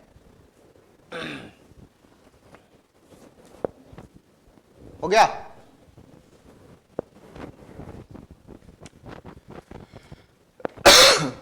इसको यहां पे इसको मत लिखिएगा, ये वाला मत लिखिएगा। कॉलेज अभी का कॉलेज का प्रस्ताव नहीं था, ठीक। स्थानीय माने लोकल, जो पहले से चली आ रही थी, या तो जिसको देसी कह सकते हैं शिक्षण संस्थान।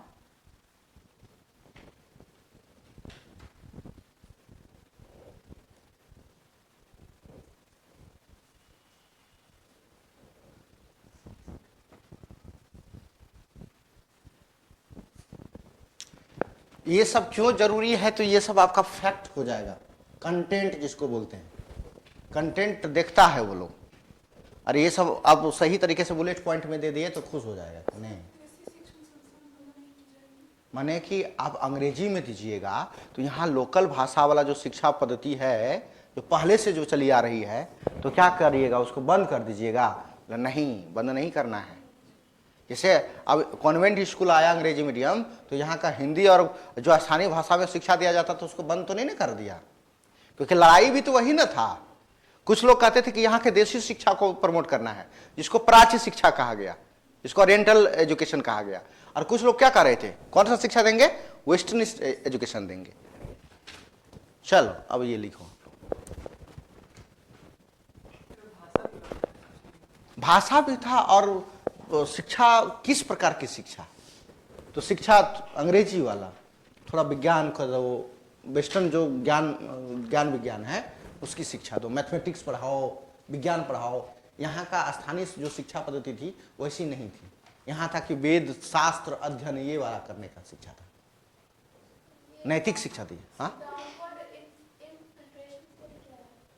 शिक्षा जैसे अभी मैंने बताया ना कि जैसे आपके घर में टोटल 5 भाई बहन हैं उदाहरण के लिए, लेकिन आपके पिताजी के पास सीमित पैसा है, तो क्या करेंगे, बड़े भाई को स्कूल में एडमिशन करा देंगे बढ़िया स्कूल में, और बोलेंगे कि वहाँ से तुम पढ़ के आना और चारों भाई बहन को पढ़ा देना। मतलब जो ऊपर के जो लोग थे, जो हायर क्लास के लोग थे, जैसे सवर्ण लोग, जैसे ब्राह्मण थे, राजपूत थे, ये लोग संसाधन युक्त लोग थे, पहले से भी थोड़ा बहुत पढ़े लिखे थे, तो इन लोगों को शिक्षा दे दिया कि आपके खेतों में, आपके घरों में काम करने के लिए जैसे छोटे लोग आते थे हैं नीचे, या तो कमजोर लोग, तो आपके वजह से उसको शिक्षा मिल जाएगा। हाँ, तो यही था डाउनवर्ड इन्फिल्ट्रेशन या तो फिल्ट्रेशन थ्योरी। समझ में आ गया? ठीक, क्योंकि पैसा कम है, सारे लोगों को शिक्षा तो आप दे नहीं सकते हैं, तो इसी वजह से ऊपर वाले लोग को देंगे शिक्षा तो ऑटोमेटिक वो नीचे आ जाएगा। इसका एक एग्जाम्पल है, हम खुद जानते हैं।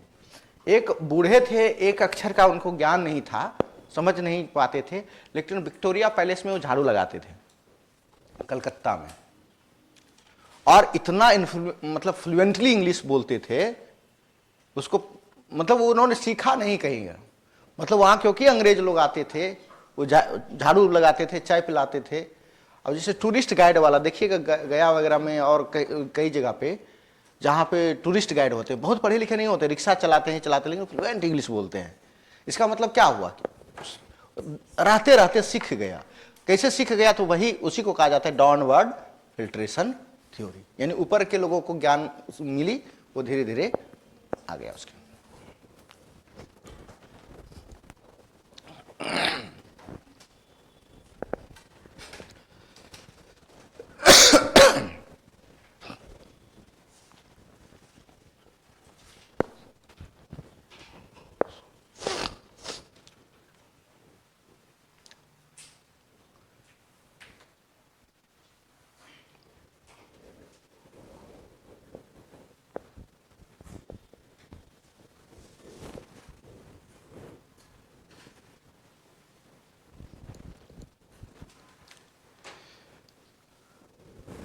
1833 के चार्टर एक्ट के थ्रू ही जो विवाद था किसके किसके बीच में, ओरिएंटलिस्टिक्स और एक्सीडेंटलिस्ट के बीच में जो विवाद था, उसको उसके लिए एक कमेटी गठित की गई थी। कब? 1823 में। लेकिन वो भी विवाद नहीं सुलझ पाया, तो 1833 में कहा गया, इंस्ट्रक्शन दिया गया कि देखो भाई कैसे सुलझाया जा सकता है। तो फिर लॉर्ड मैकाले को किसने अपॉइंट किया? लॉर्ड विलियम बेंटिक ने अपॉइंट किया कि इस विवाद को सुलझा लो और सुलझा करके यहाँ के लोगों को शिक्षा दे दो। फिर इसका प्रपोजल आया 2 फरवरी 1835 को। इसलिए इसको क्या कहा गया? मैकाले शिक्षा नीति। इसके कुछ कुछ इंपॉर्टेंट पॉइंट थे, वो यहां पे दिया गया है।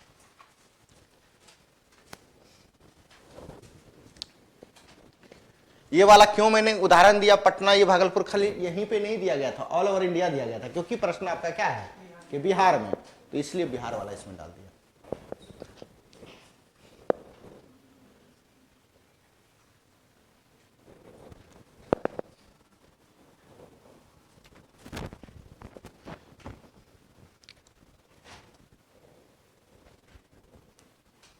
हो गया? चलिए अब हेडिंग डाल दीजिएगा, Charles Wood dispatch policy. Charles Wood dispatch.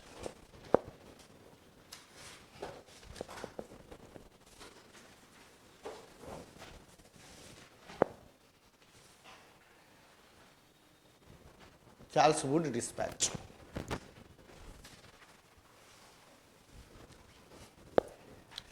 Charles Wood dispatch कौन थे? तो इसमें हमने नहीं बताया है, लेकिन रियल वो किस पोस्ट पे थे, तो आप लोग यदि आप पढ़े हैं चार्टर एक्ट या तो फिर आप रेगुलेशन एक्ट पढ़े हैं, तो उसमें आपने पढ़ा होगा पिट्स इंडिया एक्ट और रेगुलेटिंग एक्ट। तो रेगुलेटिंग एक्ट के थ्रू कहा गया था कि ईस्ट इंडिया कंपनी को रेगुलेट करने के लिए 14 सदस्य 24 मेंबर्स क्या बनाया जाएगा? एक डायरेक्टर, बोर्ड ऑफ डायरेक्टर का पद क्रिएट किया जाएगा, या तो जिसको बीओडी कहा जाता है, बोर्ड ऑफ डायरेक्टर, या तो उसको सीओडी भी कहा जाता है, कोर्ट ऑफ डायरेक्टर। लेकिन डायरेक्टर का मतलब क्या होता है? इंस्ट्रक्शन देना, निर्देश देना, निर्देशक भी उसको कहा जाता है। अब एक कंपनी को 24 लोग निर्देश देगा, तो कंपनी में कई बातें जो है ठीक है, उसमें डेमोक्रेसी दिखेगी, लेकिन कई बार होता है कि विवाद भी बढ़ता है। और जब आप डायरेक्टरी का शासन फ्रांस में पढ़ते होंगे, तो 5 सदस्यीय डायरेक्टरी बोर्ड बनाया गया था, उसी में से नेपोलियन भी थे। तो नेपोलियन ने कहा था कि ये जो डायरेक्टरी बोर्ड है ना, एक ही ट्रेन में 5 गो ड्राइवर है जो पांचों अलग अलग दिशा में गाड़ी चलाना चाहता है। तो एक गाड़ी में 5 गो ड्राइवर रहेगा तो गाड़ी कहां बढ़ेगी? तो इस चीज की कमियों को देखते हुए पिट्स इंडिया एक्ट जब 1884 का आया, उसमें यह कहा गया कि 24 वाला तो बोर्ड ऑफ डायरेक्टर का पद रहेगा, लेकिन उसके ऊपर भी उसमें पारदर्शिता लाने के लिए, उस पर गाइडेंस देने के लिए, कंट्रोल करने के लिए एक और 6 मेंबर बोर्ड ऑफ कंट्रोल का पद क्रिएट किया जाए। बोर्ड ऑफ कंट्रोल यानी उसको क्या कहा गया कि यानी कि जो डायरेक्टर का जो पद है उसमें भी नियंत्रण लाने के लिए 6 सदस्य, यानी कि थोड़ा सा उसको और केंद्रीकृत, सेंट्रलाइज्ड किया गया। नहीं, और उसी में से एक मतलब कहा जाता है उसके डायरेक्टर थे, उसके चेयरमैन थे कौन? Charles Wood dispatch. और उसको लॉर्ड डलहौजी ने मैकाले की जो एजुकेशन सिस्टम है, जो 20 साल में प्रगति हुई, 15 साल में, उसके अध्ययन के लिए उसने कितनी उपलब्धि हासिल की है, उसमें क्या क्या कमियां रह गई है, उसको देखना है। तो इसीलिए ये वाला लाया गया था। तो बात समझ लीजिएगा, तो अपने से ये लिख लीजिएगा, लिखिए।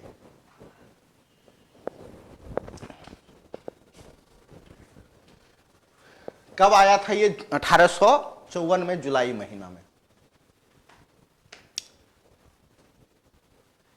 और कई बार प्रीलिम्स में पूछा जाता है कि भारत में अंग्रेजी शिक्षा का मैग्ना कार्टा किसे कहा जाता है? Charles Wood dispatch. Magna carta actually होता क्या है? एक बेसिक डॉक्यूमेंट्स होता है, जिस एक पिलर जिसको बोलते हैं ना, कोई भी पिलर जब बनता है उसके ऊपर बिल्डिंग जब बनती है ना, तो वही एक प्रकार से ये पिलर है, शिक्षा के क्षेत्र का एक महत्वपूर्ण पिलर है, जिसमें सभी तरीके के प्रयास किए गए, जिसके ऊपर जो है बिल्डिंग्स बनाई गई। कोई सवाल हो तो पूछिए। नहीं, लेकिन इसमें क्या किया गया, इसमें कमियां ये देखी गई कि जो चार्ल्स वुड डिस्पैच की पॉलिसी जो थी न्याय संगत नहीं थी। किसी को आप स्कूल में बैठा करके अच्छे से पढ़ा रहे हो और फिर उससे उम्मीद कर रहे हो कि वो जाके समाज में शिक्षा दे देगा, उससे लोग शिक्षित हो जाएंगे, ये व्यवहारिक और न्याय संगत है क्या? नहीं है। लेकिन पैसा कम थी उस समय किया गया, लेकिन इसमें कहा गया कि जो डाउनवर्ड फिल्ट्रेशन थ्योरी है वो न्याय संगत नहीं है, इसलिए इसको खारिज कर दिया, इसको समाप्त कर दिया जाए, अब प्रयास किया जाए। क्योंकि उसी घर की, जिस घर में जो इलीट क्लास के लोगों को शिक्षा दिया जाता था, उसी घर की महिलाएं भी सवाल उठाने स्टार्ट कर दी। इलीट क्लास की महिलाएं, खाली तो ही पढ़ो, हमारा पढ़ेगी। तो पहली बार जो है महिला के लिए एजुकेशन में जगह चार्ल्स वुड डिस्पैच पॉलिसी के तहत ही दी गई। इसमें कहा गया कि देखो, बेसिक जो हमारी नीड थी प्राइमरी एजुकेशन का, वो 20 साल में 15 साल में सक्सेसफुली हुआ, लेकिन अब जो है हायर स्कूल के लिए प्रयास किया जाए। तो इसमें यह चार्ल्स वुड डिस्पैच पॉलिसी पहला नीतिगत मतलब एक रिकमेंडेशन था, जिसमें 3 प्रेसिडेंसी में 3 यूनिवर्सिटीज एस्टेब्लिश किया गया, कलकत्ता यूनिवर्सिटी, मद्रास यूनिवर्सिटी और बॉम्बे यूनिवर्सिटी। और इसी रिकमेंडेशन के आधार पर बिहार में पहला कॉलेज, पटना कॉलेज, बिहार का संभवतः पहला कॉलेज था पटना कॉलेज, 1863 ईस्वी में एस्टेब्लिश की गई और इसको कलकत्ता यूनिवर्सिटी के अंतर्गत रखा गया। जो पटना कॉलेज अभी जो है, इसको 1863 में एस्टेब्लिश किया गया और इसको कौन सा यूनिवर्सिटी के अंतर्गत रखा गया? कलकत्ता यूनिवर्सिटी के तहत। लेकिन यूनिवर्सिटी तो 3 ही खोले गए थे, इसके अलावा और भी बिहार के कई अलग अलग जगह में कॉलेजेस खोले गए। वो डेट तो याद नहीं रहेगा, मुंगेर में, मुजफ्फरपुर में और जगह पे कॉलेजेस खोले गए, लेकिन सारे के सारे कौन सा यूनिवर्सिटी के अंतर्गत आते थे? कलकत्ता यूनिवर्सिटी के अंतर्गत। और फिर यूनिवर्सिटी के ऊपर उसके अध्ययन के लिए यूनिवर्सिटी ने कितनी जो है तरक्की की है, उसको क्या पावर दिया जाए, क्या नहीं दिया जाए, उसके अध्ययन करने के लिए 1902 ईस्वी में एक कमेटी गठित की गई थी, उसका नाम था रेले कमीशन। रेले कमीशन, ये सब प्रीलिम्स में पूछा जाता है। और रेले कमीशन का रिकमेंडेशन आया 1902-03 में, और इसी के रिकमेंडेशन के आधार पर एक एक्ट बनाया गया, यूनिवर्सिटी एक्ट 1904, और उसमें कुछ रेगुलेशन भी यूनिवर्सिटी में लगाए गए। जैसे सीनेट होता है ना प्रत्येक यूनिवर्सिटी में, आप लोग जाइएगा पटना यूनिवर्सिटी तो सीनेट, प्रत्येक यूनिवर्सिटी में एक सीनेट भवन होता है, और वही सीनेट जो कि जैसे आप यूएसए का पार्लियामेंट को देखेंगे तो उसके हायर जो सदन होता है उसको सीनेट ही कहा जाता है। तो वहाँ यूनिवर्सिटी के जो सीनेट हॉल होता है वहाँ मीटिंग होती है, कुछ रेगुलेशन लाया जाता है, क्योंकि ये तो आपका एक तरह से कहें कि स्वतंत्र निकाय है यूनिवर्सिटी, और उसके थ्रू कुछ रेगुलेशन लाए जाते हैं। एक्ट नहीं बनता, एक्ट तो पार्लियामेंट बनाएगा, रूल कोई संस्था बनाएगी उसको एक्ट को पालन कराने के लिए। रेगुलेशन जो बनाया जाएगा, जिसको क्या कहते हैं, ऑटोनोमस बॉडी, जो स्वतंत्र निकाय होते हैं, जैसे यूनिवर्सिटी, जैसे सेबी, आरबीआई, ये अपने कुछ रेगुलेशन बनाते हैं। रेगुलेशन को हिंदी में कहा जाता है विनियमन। लेकिन वो सीनेट कुछ भी रेगुलेशन बनाएगा, उस पर गवर्नमेंट के वीटो, गवर्नर खास करके उसको वीटो का राइट्स दे दिया गया, अर्थात यूनिवर्सिटी के जो राइट्स थे, उसके अधिकार थे, उसमें कटौती कर दिया गया आपका यूनिवर्सिटी एक्ट 1904 के अंतर्गत। यही आपका यूनिवर्सिटी एक्ट था, ठीक है। इसके बाद फिर यूनिवर्सिटी पर एक और कमेटी गठित की गई, Calcutta university committee, Kolkata university committee, और उसके डायरेक्टर जो नियुक्त किए गए, उसके चेयरमैन नियुक्त किए गए सैडलर, डॉक्टर विलियम सैडलर। और इसका जब आया रिकमेंडेशन, इसमें कहा कि देखो यूनिवर्सिटी एजुकेशन तो दी जा रही है, अभी तक 3 यूनिवर्सिटी चल रहे थे और फिर बाद में कुछ और यूनिवर्सिटीज बनाए गए, जैसे आगरा का, इलाहाबाद का बाद में बने थे। लेकिन इस सैडलर जो कमीशन था उसके थ्रू 5 और यूनिवर्सिटी बनाए गए, जिसमें से एक यूनिवर्सिटी पटना यूनिवर्सिटी भी था। सैडलर कमीशन कब आया? तो 1917 में आया और 1917 में ही पटना यूनिवर्सिटी की इस्टेब्लिशमेंट हुई। हालांकि और भी थे, ढाका यूनिवर्सिटी आया था, बनारस भी था, अलीगढ़ था, लेकिन पटना यूनिवर्सिटी, क्योंकि बिहार से लिखना है आपको, इतना ही याद रखना है, ठीक है। तो ये सब चीज यूनिवर्सिटी के लिए था। लेकिन इसमें जो है चार्ल्स वुड वाला में, आप लोग हिंदी लिख लिए है ना? चल अंग्रेजी वाला आप लोग लिखते जाइए और सुनते भी जाइएगा। एक यहां भी है ये वाला हिंदी, यहां पे आप लोग इसको भी लिख लीजिए। महिला का एजुकेशन, हायर एजुकेशन इसमें दिया गया। और इसमें फिर पटना कॉलेज वगैरह सब की बात कह ही दिया है। और क्या किया गया? फिल्ट्रेशन थ्योरी को समाप्त कर दिया गया। और हाँ, ये बोला गया जो प्राइमरी एजुकेशन होगा, जो मैंडेटरी था अंग्रेजी मीडियम का, अब उस मैंडेटरी को क्या कर दिया गया? समाप्त कर दिया गया। और कहा गया कि चलो यहां देसी भाषा में भी प्राइमरी में एजुकेशन दिया जाएगा, और जो हायर एजुकेशन होगा उसको क्या कर दिया गया कि उसको एक, आप चाहे तो आप देसी लैंग्वेज में भी ले सकते हैं, लेकिन एक लैंग्वेज आपका अंग्रेजी वहां पे कंपलसरी रहेगा। हायर सेकेंडरी में एक जो है इंग्लिश को अनिवार्य कर दिया गया और ऑप्शनल इसको कर दिया गया, एक देसी लैंग्वेज को। और नीचे वाला जो प्राइमरी, जो कि लॉर्ड मैकाले के अंग्रेजी था, उसको एबोलिश कर दिया गया, समाप्त कर दिया गया। वोकेशनल वाला इसमें हंटर कमीशन, ठीक है, लेकिन उतना व्यवस्थित नहीं था जितना कि हंटर में आया था। बोले ना, इसका कई चार्ट है, लेकिन चार्ट में कुछ इंपॉर्टेंट ही फैक्ट को इसमें डाला गया है। इतना से आपका काम चल जाएगा और अच्छा काम चलेगा, और जो लिखेंगे उससे आप बेहतर लिख के आएंगे, मेरी ये दावा है।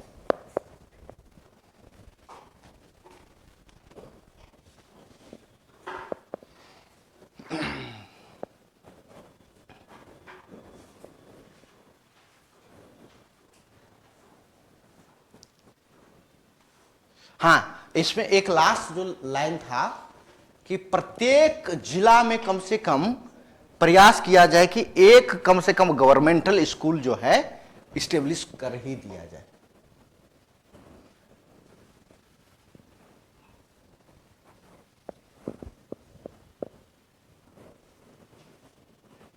प्रीलिम्स में कई बार पूछा गया है स्टेटमेंट दे करके कि महिला एजुकेशन सबसे पहले कहां पे दिखाई पड़ता है। क्यों दिखाई पड़ेगा? क्योंकि यहां पे महिला एजुकेशन को प्रमोट करने के लिए ज्योतिबा फुले के नेतृत्व में काम स्टार्ट हो चुका था महाराष्ट्र में। 1848 ईस्वी में फर्स्ट विमेन स्कूल्स उन्होंने स्थापित कर दिया, बालिका विद्यालय। कहां पे? पुणे। और फिर इसके बाद अंग्रेजों को मतलब लाज लगा कि यार, एक हम बता रहे हैं, एक सामान्य सा आदमी, पढ़ा लिखा आदमी, वो वुमेन एजुकेशन के लिए स्कूल चला रहा है सेल्फ रेगुलेशन के तहत। वो ज्योतिबा फुले को कहां से प्रेरणा मिली? तो क्रिश्चियन मिशनरी का एक संगठन था जिसका नाम था तरुण स्त्री सभा। वो 1819 ईस्वी से ही महिला एजुकेशन का प्रयास कर रहे थे वो। लेकिन जो यहाँ पे जो अंग्रेज के साथ उसकी पत्नियां, उसकी बेटी वगैरह रहती थी, वही सब पढ़ती थी। यहाँ के सामान्य लोगों के लिए वो नहीं था। लेकिन हाँ, उससे प्रेरणा तो जरूर मिल गई, और इसी वजह से ज्योतिबा फुले ने पहला प्रयास किया। और फिर सरकारी तौर पर पहली बार वुमेन एजुकेशन के लिए स्कूल जो है कलकत्ता में 1849 ईस्वी में स्टेब्लिश की गई, बैथून के नेतृत्व में। बैथून एक शिक्षाविद थे, उसके नेतृत्व में कलकत्ता में पहली बालिका सरकारी विद्यालय स्थापित किए गए, बैथून स्कूल जिसको कहा जाता है। तो ये सब चीजें है प्रीलिम्स में काम आएगा, लेकिन इतना डिटेल नहीं किए हैं उसमें। आप सुन लिए लेक्चर, तो ये काफी है। हो गया पूरा? चलिए, अब हम लोग थोड़ा सा हंटर आयोग देख लेते हैं, हंटर कमीशन। रियल नाम उसका हंटर कमीशन नहीं था, उसके चेयरमैन भले ही हंटर थे।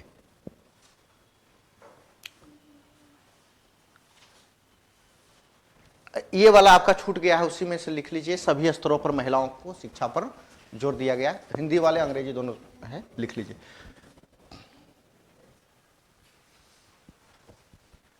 हंटर कमीशन से पहले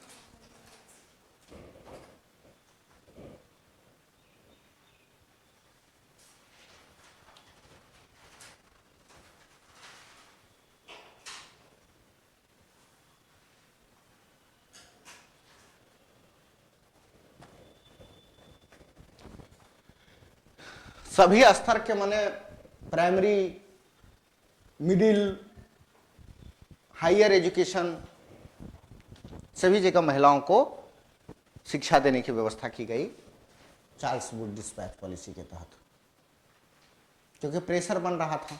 यहाँ पे बालिका के लिए विद्यालय खोले जा रहे थे प्राइवेट और गवर्नमेंट के तौर पर, इसलिए यहाँ पे विमेन एजुकेशन को प्रमोट करना इसके लिए बाध्यकारी था। अब देखिए कि एक लड़ाई होगी। अब जो विमेन्स जो के लिए जो एजुकेशन दिया जा रहा है, तो उसमें ये कहीं नहीं लिखा है कि मतलब सार्वभौमिक, यानी सार्वभौम सभी को और निःशुल्क, कि शिक्षा के लिए अभी निःशुल्क व्यवस्था नहीं था। तो अब निःशुल्क नहीं है तो जिसके पास पैसा होगा वही ना पढ़ेगा। सरकारी विद्यालय में भी पैसे लगते हैं। निःशुल्क था नहीं और अनिवार्य भी नहीं था। निःशुल्क अनिवार्य भी नहीं था और सभी लोगों के लिए भी नहीं था। तो ज्योतिबा फुले का जो मूवमेंट है उसने रंग ये लाया कि 1882 ईस्वी में वायसराय बने लॉर्ड रिपन। हालांकि 1880 के आसपास ही वायसराय बन गए थे। 1882 में उन्होंने एक कमेटी का गठन किया जिसका नाम था विलियम हंटर कमीशन, और इस कमीशन के रिकमेंडेशन में ज्योतिबा फुले का प्रभाव दिखता है। उन्होंने कहा कि अपर कास्ट के लोग ही, इलीट क्लास के लोग ही महिला और पुरुष पढ़ेंगे। हम लोग दलित, गरीब, ओबीसी, ईबीसी, उसमें तो ओबीसी ईबीसी नहीं होता था, मतलब डिप्राइव क्लास कहा जाता था, डिप्रेस्ड क्लास या डिप्राइव क्लास, ये कहाँ पे पढ़ेंगे? इसके लिए व्यवस्था करो। बोला कि पैसा कहाँ? बोले नहीं, पैसा तो आपको देना पड़ेगा, और कैसा देना पड़ेगा? तो निःशुल्क देना पड़ेगा, अनिवार्य रूप से देना पड़ेगा। तो अब यहाँ पे जो हंटर कमीशन होगा उसमें शिक्षा के लिए तो प्रबंध तो होगा, और शिक्षा के साथ साथ इसमें जो मतलब निचले के निचले तबके के लोगों को भी शिक्षा देने की व्यवस्था की जाएगी, और यहाँ पे सही तरीके से सिलेबस को डिजाइन भी किया जाएगा। प्राइमरी, मिडिल, हाई स्कूल, महिला, पुरुष, वंचित तबके सभी को, और यहाँ तक कि वंचित तबके को स्कूल में उसको प्रमोट करने के लिए, आगे बढ़ाने के लिए स्टाइपेंड भी देना स्टार्ट किया। स्टाइपेंड माने छात्रवृत्ति। और इतना ही नहीं, वुमेन अधिक से अधिक पढ़ सके, वंचित लोग, ट्राइबल कम्युनिटी के लोग अधिक से अधिक पढ़ सके, तो ट्राइबल क्षेत्र में भी विद्यालय बनाए जाएंगे। और इतना ही नहीं, जो पाठ्यक्रम है उसको सरल तरीके से बनाया जाएगा, जो कि आसानी से उसको समझ में आ सके, मतलब आसान सिलेबस बनाया जाएगा कि सभी लोग उसको पढ़ सके। तो वही था आपका हंटर। तो देख लो, यह हंटर, मारो हथौड़ा हंटर का।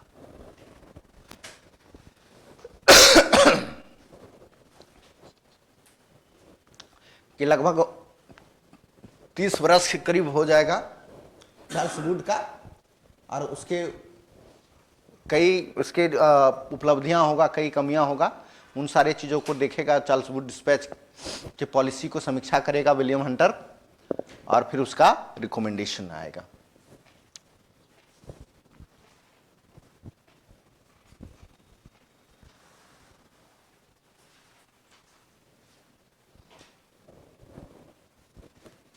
इसमें कहा गया कि देखो, सभी लोगों को आप शिक्षा में जगह दोगे, वंचित हो गया, महिला हो गया, ट्राइबल कम्युनिटी के लोग भी होंगे, तो उसका भाषा तो आपको, क्योंकि वो लोग तो अंग्रेजी में नहीं पढ़ेगा ना, उसके अलग अलग, जैसे पर्वतीय क्षेत्र में रहने वाले उसके लोकल भाषा है, तो लोकल भाषा को प्रमोट करना पड़ेगा, स्थानीय भाषा। और बोला कि नहीं, जो गवर्नमेंट के अधीन जो उसके शिक्षा के लिए रेगुलेशन के लिए जो बोर्ड है, इकाई है, उसको डिसेंट्रलाइज किया जाए। यानी कि जो भी उसको नियंत्रण करेगा प्राइमरी एजुकेशन को, वो जिला या तो जो म्यूनिसिपैलिटी है उसके अंडर दे दिया जाए रेगुलेशन करने की जिम्मेवारी प्राइमरी शिक्षा को। और इतना ही नहीं, उन्होंने कहा कि देखो, जो बच्चे जो खास करके गरीब लोग हैं वो उच्चतर पढ़ाई नहीं कर सकता है, तो उसको बीच में बाहर निकालने से जगह पे अच्छा होगा कि मिडिल स्कूल लेवल में कुछ वोकेशनल ट्रेनिंग दे दिया जाए। तो उससे क्या होगा कि उसको रोजगार प्राप्त करने के लिए रास्ता आसान हो जाएगा। इतना ही नहीं, बालिकाओं को के लिए सरल पाठ्यक्रम और निःशुल्क मुफ्त शिक्षा की व्यवस्था की गई। आदिवासी और पर्वतीय जो जाति थे, जो पर्वतीय क्षेत्र में, दुर्गम क्षेत्र में रहते थे, उसको शिक्षा प्रोत्साहित करने के लिए लोक भाषा को आधार बनाया गया और गरीब छात्रों को छात्रवृत्ति भी प्रदान की गई। लिख लिए हैं? लिखते जाइए। कलम रोक करके नहीं सुनना है, कलम और कान दोनों चलते रहना चाहिए, नहीं तो रुक रुक के सुनिएगा तो गड़बड़ हो जाएगा। देखिए, लोग जो है ना, समझते हैं कि काम एक साथ एक काम करें। अरे दिमाग की अपनी कैपेसिटी है, आप बोलते रहिएगा ना, नींद में भी आपको कई शब्द सुनाई पड़ जाता है। दिमाग ऑटोमेटिक काम करता है, उसके भरोसे छोड़ दीजिए। कितना वो करेगा, कितना बाहर निकाल देगा, कितना अंदर लेगा, इनहेल करेगा, वो दिमाग का अपनी कैपेसिटी है। हाँ, दिमाग में अधिक से अधिक चीज़ लोड कराने के लिए आपको शांत चित्र एकाग्र बनना पड़ता है। उसी को तो कहा जाता है अध्ययन। अध्ययन अध्यात्म से जुड़ा हुआ चीज़ है, और पढ़ना वो रीडिंग करने से जुड़ा हुआ है। पढ़ना और अध्ययन करना, स्टडी करना, दो अलग अलग चीज़ है। पढ़ने का मतलब पढ़िए खाली, उसमें सोचने की जरूरत नहीं है। अब ये सोचिएगा एक बार पढ़ लिए सब याद हो जाएगा, तो नहीं, आपको पढ़ना है, वो डेली रूटीन होना चाहिए पढ़ने का। फिर दिमाग के भरोसे छोड़ दीजिए कि कितना वो इनहेल करता है, कितना वो बाहर निकालता है। और नियम कहता है, साइकोलॉजी ये कहती है कि 48 घंटे में दिमाग सब चीज़ रिलीज कर देता है, उसके अंदर कुछ नहीं रहता, मतलब याद नहीं रहेगा, अंदर में रहेगा चीज़ें। 48 घंटा के बाद एक बार रिवीजन कर लीजिएगा तो सब चीज़ लगेगा, हम तो जानवे करते थे इसको, लेकिन याद नहीं आ रहा था। 2-3 बार ये प्रैक्टिस कर लीजिएगा, 50% से ज़्यादा चीज़ आपको एकदम कंठस्थ याद हो जाएगी। चलिए, अब थोड़ा सा अंग्रेजी वाला देखिए। हाँ, यहाँ तक कर दिए हैं।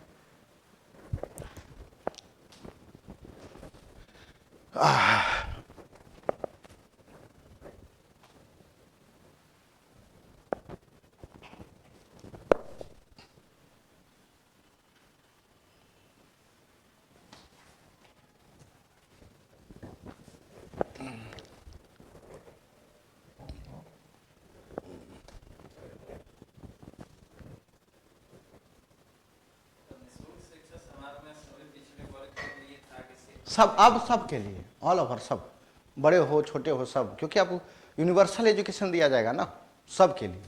पैसा भी अब बढ़ रहा है। अब डिमांड करेगा ना, समाज के सारे तबके के लोग डिमांड करेंगे, हम भी पढ़ेंगे, हमें भी अंग्रेजी सरकार में नौकरी करना है। हाँ, तो इसलिए कहा जाता है कि ये सब सोशल सामाजिक क्रांति के अग्रदूत थे, ज्योतिबा फुले, ये सब। डॉक्टर अंबेडकर ज्योतिबा फुले को ही अपना गुरु मानते हैं, क्योंकि उन लोगों के ही वजह से, उनके वजह से ही जो नीचे के डिप्राइव सेक्शन थे उसको पढ़ने लिखने का अधिकार मिला। और जो ये शिक्षा नीति लाई गई, इसके बाद फिर जो है कहा जाता है, डॉक्टर अंबेडकर के जो पिताजी जो थे ब्रिटिश आर्मी में महार रेजिमेंट के एक मेंबर थे, सैनिक थे। और नियम था सैनिकों में कि जो सैनिक होंगे ब्रिटिश सेना में, उसके बच्चों को पढ़ाने की जिम्मेवारी किसकी होगी? गवर्नमेंट की होगी। लेकिन जाति व्यवस्था ऐसी बीमारी थी, स्कूल तो जाते थे लेकिन उसको बैठने ही नहीं देते थे स्कूल में, उसको बाहर बैठाया जाता था, पानी नहीं पी सकता था, इस तरीके से। तो अंग्रेजी सरकार नहीं होते तो डॉक्टर अंबेडकर नहीं पढ़ पाते, और पढ़ने लिखने लगे तो उस समय एक और सोशल मूवमेंट चल रहा था। शिवाजी के वंशज ही थे जो कि, हालांकि वो अपने आप को जोड़ते हैं, जिसका नाम था साहू जी। वो साहू जी नहीं, बाद में एक साहू जी महाराज हुए, वो स्थानीय रूलर थे। उन्होंने रिजर्वेशन की पहली व्यवस्था महाराष्ट्र में की थी, वंचित लोगों को नौकरियों में भागीदारी देने की, और स्कूल विद्यालय में बच्चों को पहुंचाने के लिए वो मुफ्त भोजन भी एक वक्त का खिलाते थे, क्योंकि स्कूल वही लोग जाएगा जो शारीरिक मानसिक रूप से थोड़ा ठीक ठाक होगा, पोषक खाना खिलाने के, वहीं से आइडिया लिया गया था। तो 1995 में मध्याह्न भोजन, जिसको क्या बोलते हैं स्कूल में जो मध्याह्न मिड डे मील, इसका ये था कि गरीब बच्चे इसलिए स्कूल नहीं जा पाते हैं कि उसके पास तो एक तो पैसा नहीं है, दूसरा चीज की कोई प्रोत्साहन नहीं है पढ़ने के लिए। एक जज्बा तो होना चाहिए कि क्यों जाए, तो माँ बाप इसलिए भेज दे कि कम से कम एक वक्त का उसको खाना स्कूल में मिल जाएगा शारीरिक रूप से, तो उसका इनरोलमेंट रेशियो क्या होगा, बढ़ेगा। और फिर खास करके गर्ल्स को स्कूल तक पहुंचाने के लिए बाद में नीतीश सरकार के द्वारा देखिएगा कई प्रयास किए गए। इसलिए मतलब महिलाएं नीतीश कुमार को वोट देते हैं तो इसके पीछे कुछ कारण है। साइकिल योजना, पोशाक राशि, ये मतलब और इनरोलमेंट रेशियो, और इसका परिणाम आया, मतलब धीरे धीरे करके 35% रिजर्वेशन दे दिया। आज कट ऑफ ऊपर जा रहा है, उसका मेन कारण आपका 35% रिजर्वेशन भी है। हाँ, पिंक बस सेवा, पिंक बस सेवा, तो हाँ टॉयलेट सेवा, सब ये सब जरूरी है। और अब इतना काम किया है, एक रेवोल्यूशन है। नीतीश कुमार जब नहीं रहेंगे इस दुनिया में तो उनको बहुत बड़ा मतलब कहा जाएगा कि सच में सामाजिक न्याय के बहुत बड़े अग्रदूत थे। हाँ हाँ, महिलाओं की मसीहा।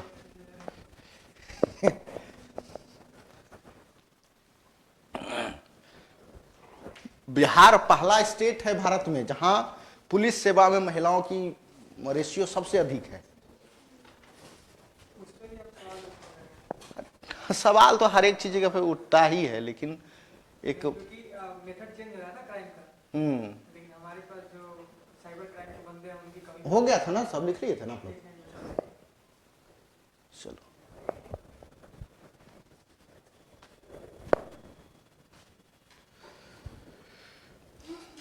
हाँ, तो नोट्स तो मिलता ही है ना। आप लोग देख रहे बोल रहे थे सोने लगी थी, नींद आ रही थी, और हम लोग भी सोते हैं, ऐसा नहीं है।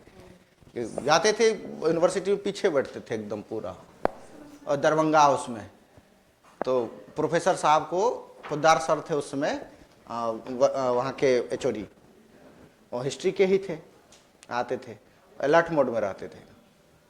हाँ, तो हम लोग पीछे बैठते थे डर से कि नींद भी झपक भी जाए तो नजर ना पड़े। तो लेक्चर खाली से थोड़ा बोलते थे, ज़्यादा लिखाते थे कम, और दूसरे टीचर आते थे तो नहीं लिखो रे, लिखो तो लिखने वाले से क्या नींद टूट जाता है। तो ये चीज़ है, तो नोट तो मिलेगा।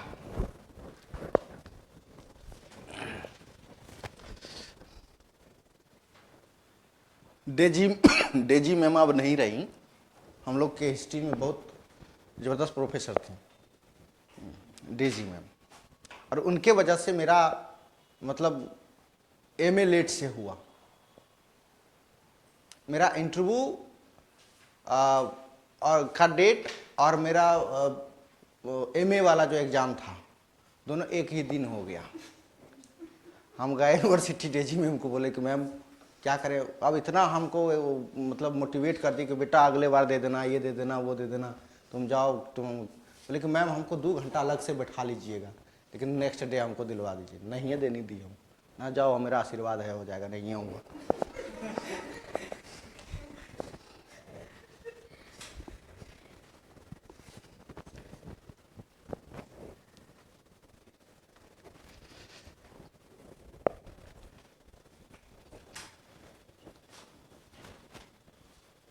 यूनिवर्सिटी एक्ट वाला तो दे ही दिया था, बता ही दिया था लेक्चर कि इसमें शिक्षण शोध पर काम किया गया। सीनेट में रेगुलेशन और वीटो का अधिकार सरकार को मिल गई, और कहा गया कि अब देखो भाई 5 वर्षों तक ये लाख यहाँ होना चाहिए, लाख क्यों लिखा रहे हो, ठीक है।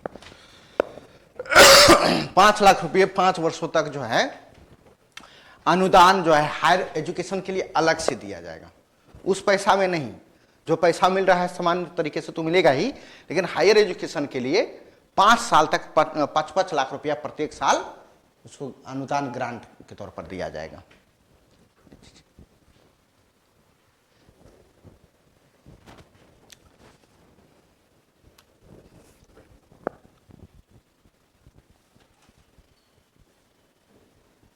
लिख क्यों नहीं रहे हैं? अच्छा कोई नहीं, उसको कर लीजिए।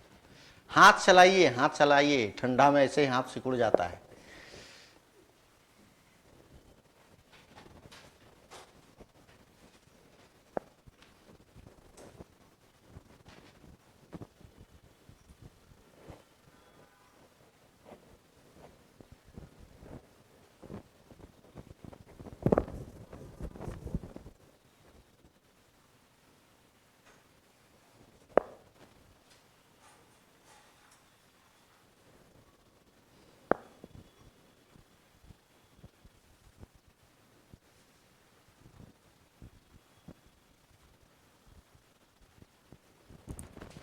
लिखे तो इसको।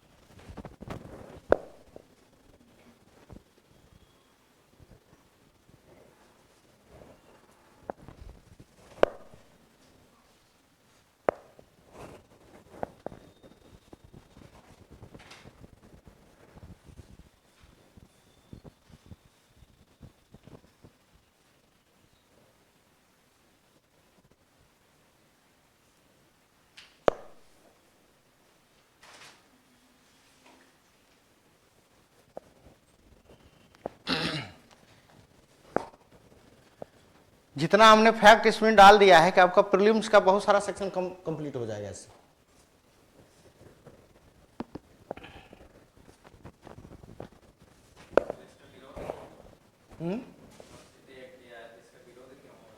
क्योंकि यूनिवर्सिटी के जो राइट्स थे जो मिला था उसकी स्वायत्ता, उसको गवर्नमेंट अपने अंडर कंट्रोल ले लिया। क्योंकि सीनेट में जो भी एक्ट पारित होगा उस पर वीटो कौन कर सकता है? गवर्नमेंट कर देगा। यानी कि सरकार को जब पसंद आएगी उसकी रेगुलेशन तभी वह सहमति देगा, नहीं तो वीटो कर देगा।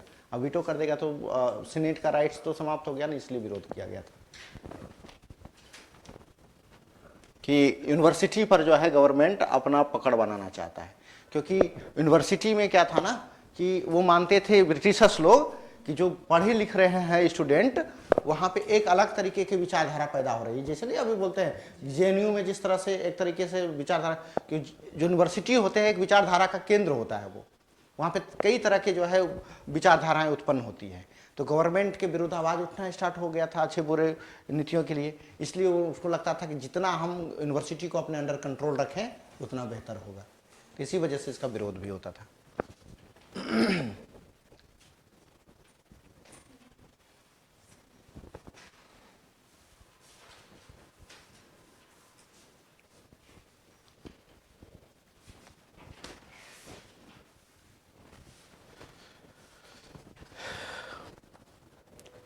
हालांकि आप लोग लिख लीजिएगा, टाइम भी ओवर हो गया है, ठीक है। हमको जाना है कहीं दूसरी जगह पढ़ाने क्लास, तो इसलिए इसको लेक्चर में कल भी थोड़ा कर देंगे। आप लोगों को नोट्स बना रहेगा लेक्चर डिफाइन करके। फिर इसके अलावा नेक्स्ट टॉपिक आप लोग पढ़िएगा। हम लोग क्या पढ़ाए थे? कांग्रेस वाला तो बोले थे घर से लिख लीजिएगा। प्रीलिम्स में काफ़ी पढ़ाए हैं, थोड़ा बहुत लेक्चर दे देंगे उसका, ठीक है। नेक्स्ट टॉपिक क्या है याद है? हम लिखाए थे स्टार्टिंग क्लास में, थोड़ा बता दीजिए तो हमको। वो तो आपको बोले थे, टास्क दिए थे लिखे। स्वदेशी मूवमेंट, हाँ किसान मूवमेंट पढ़ाएंगे। इसके बाद फिर स्वदेशी, क्या कि स्वदेशी पूछा नहीं गया है। और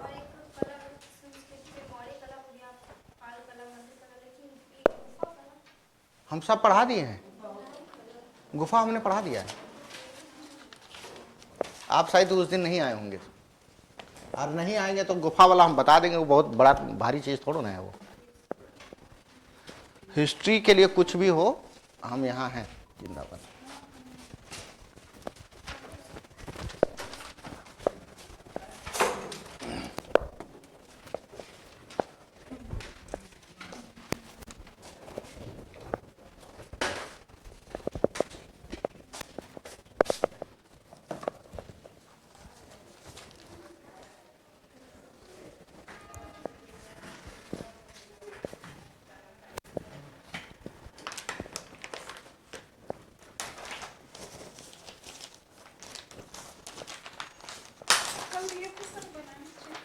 हम्म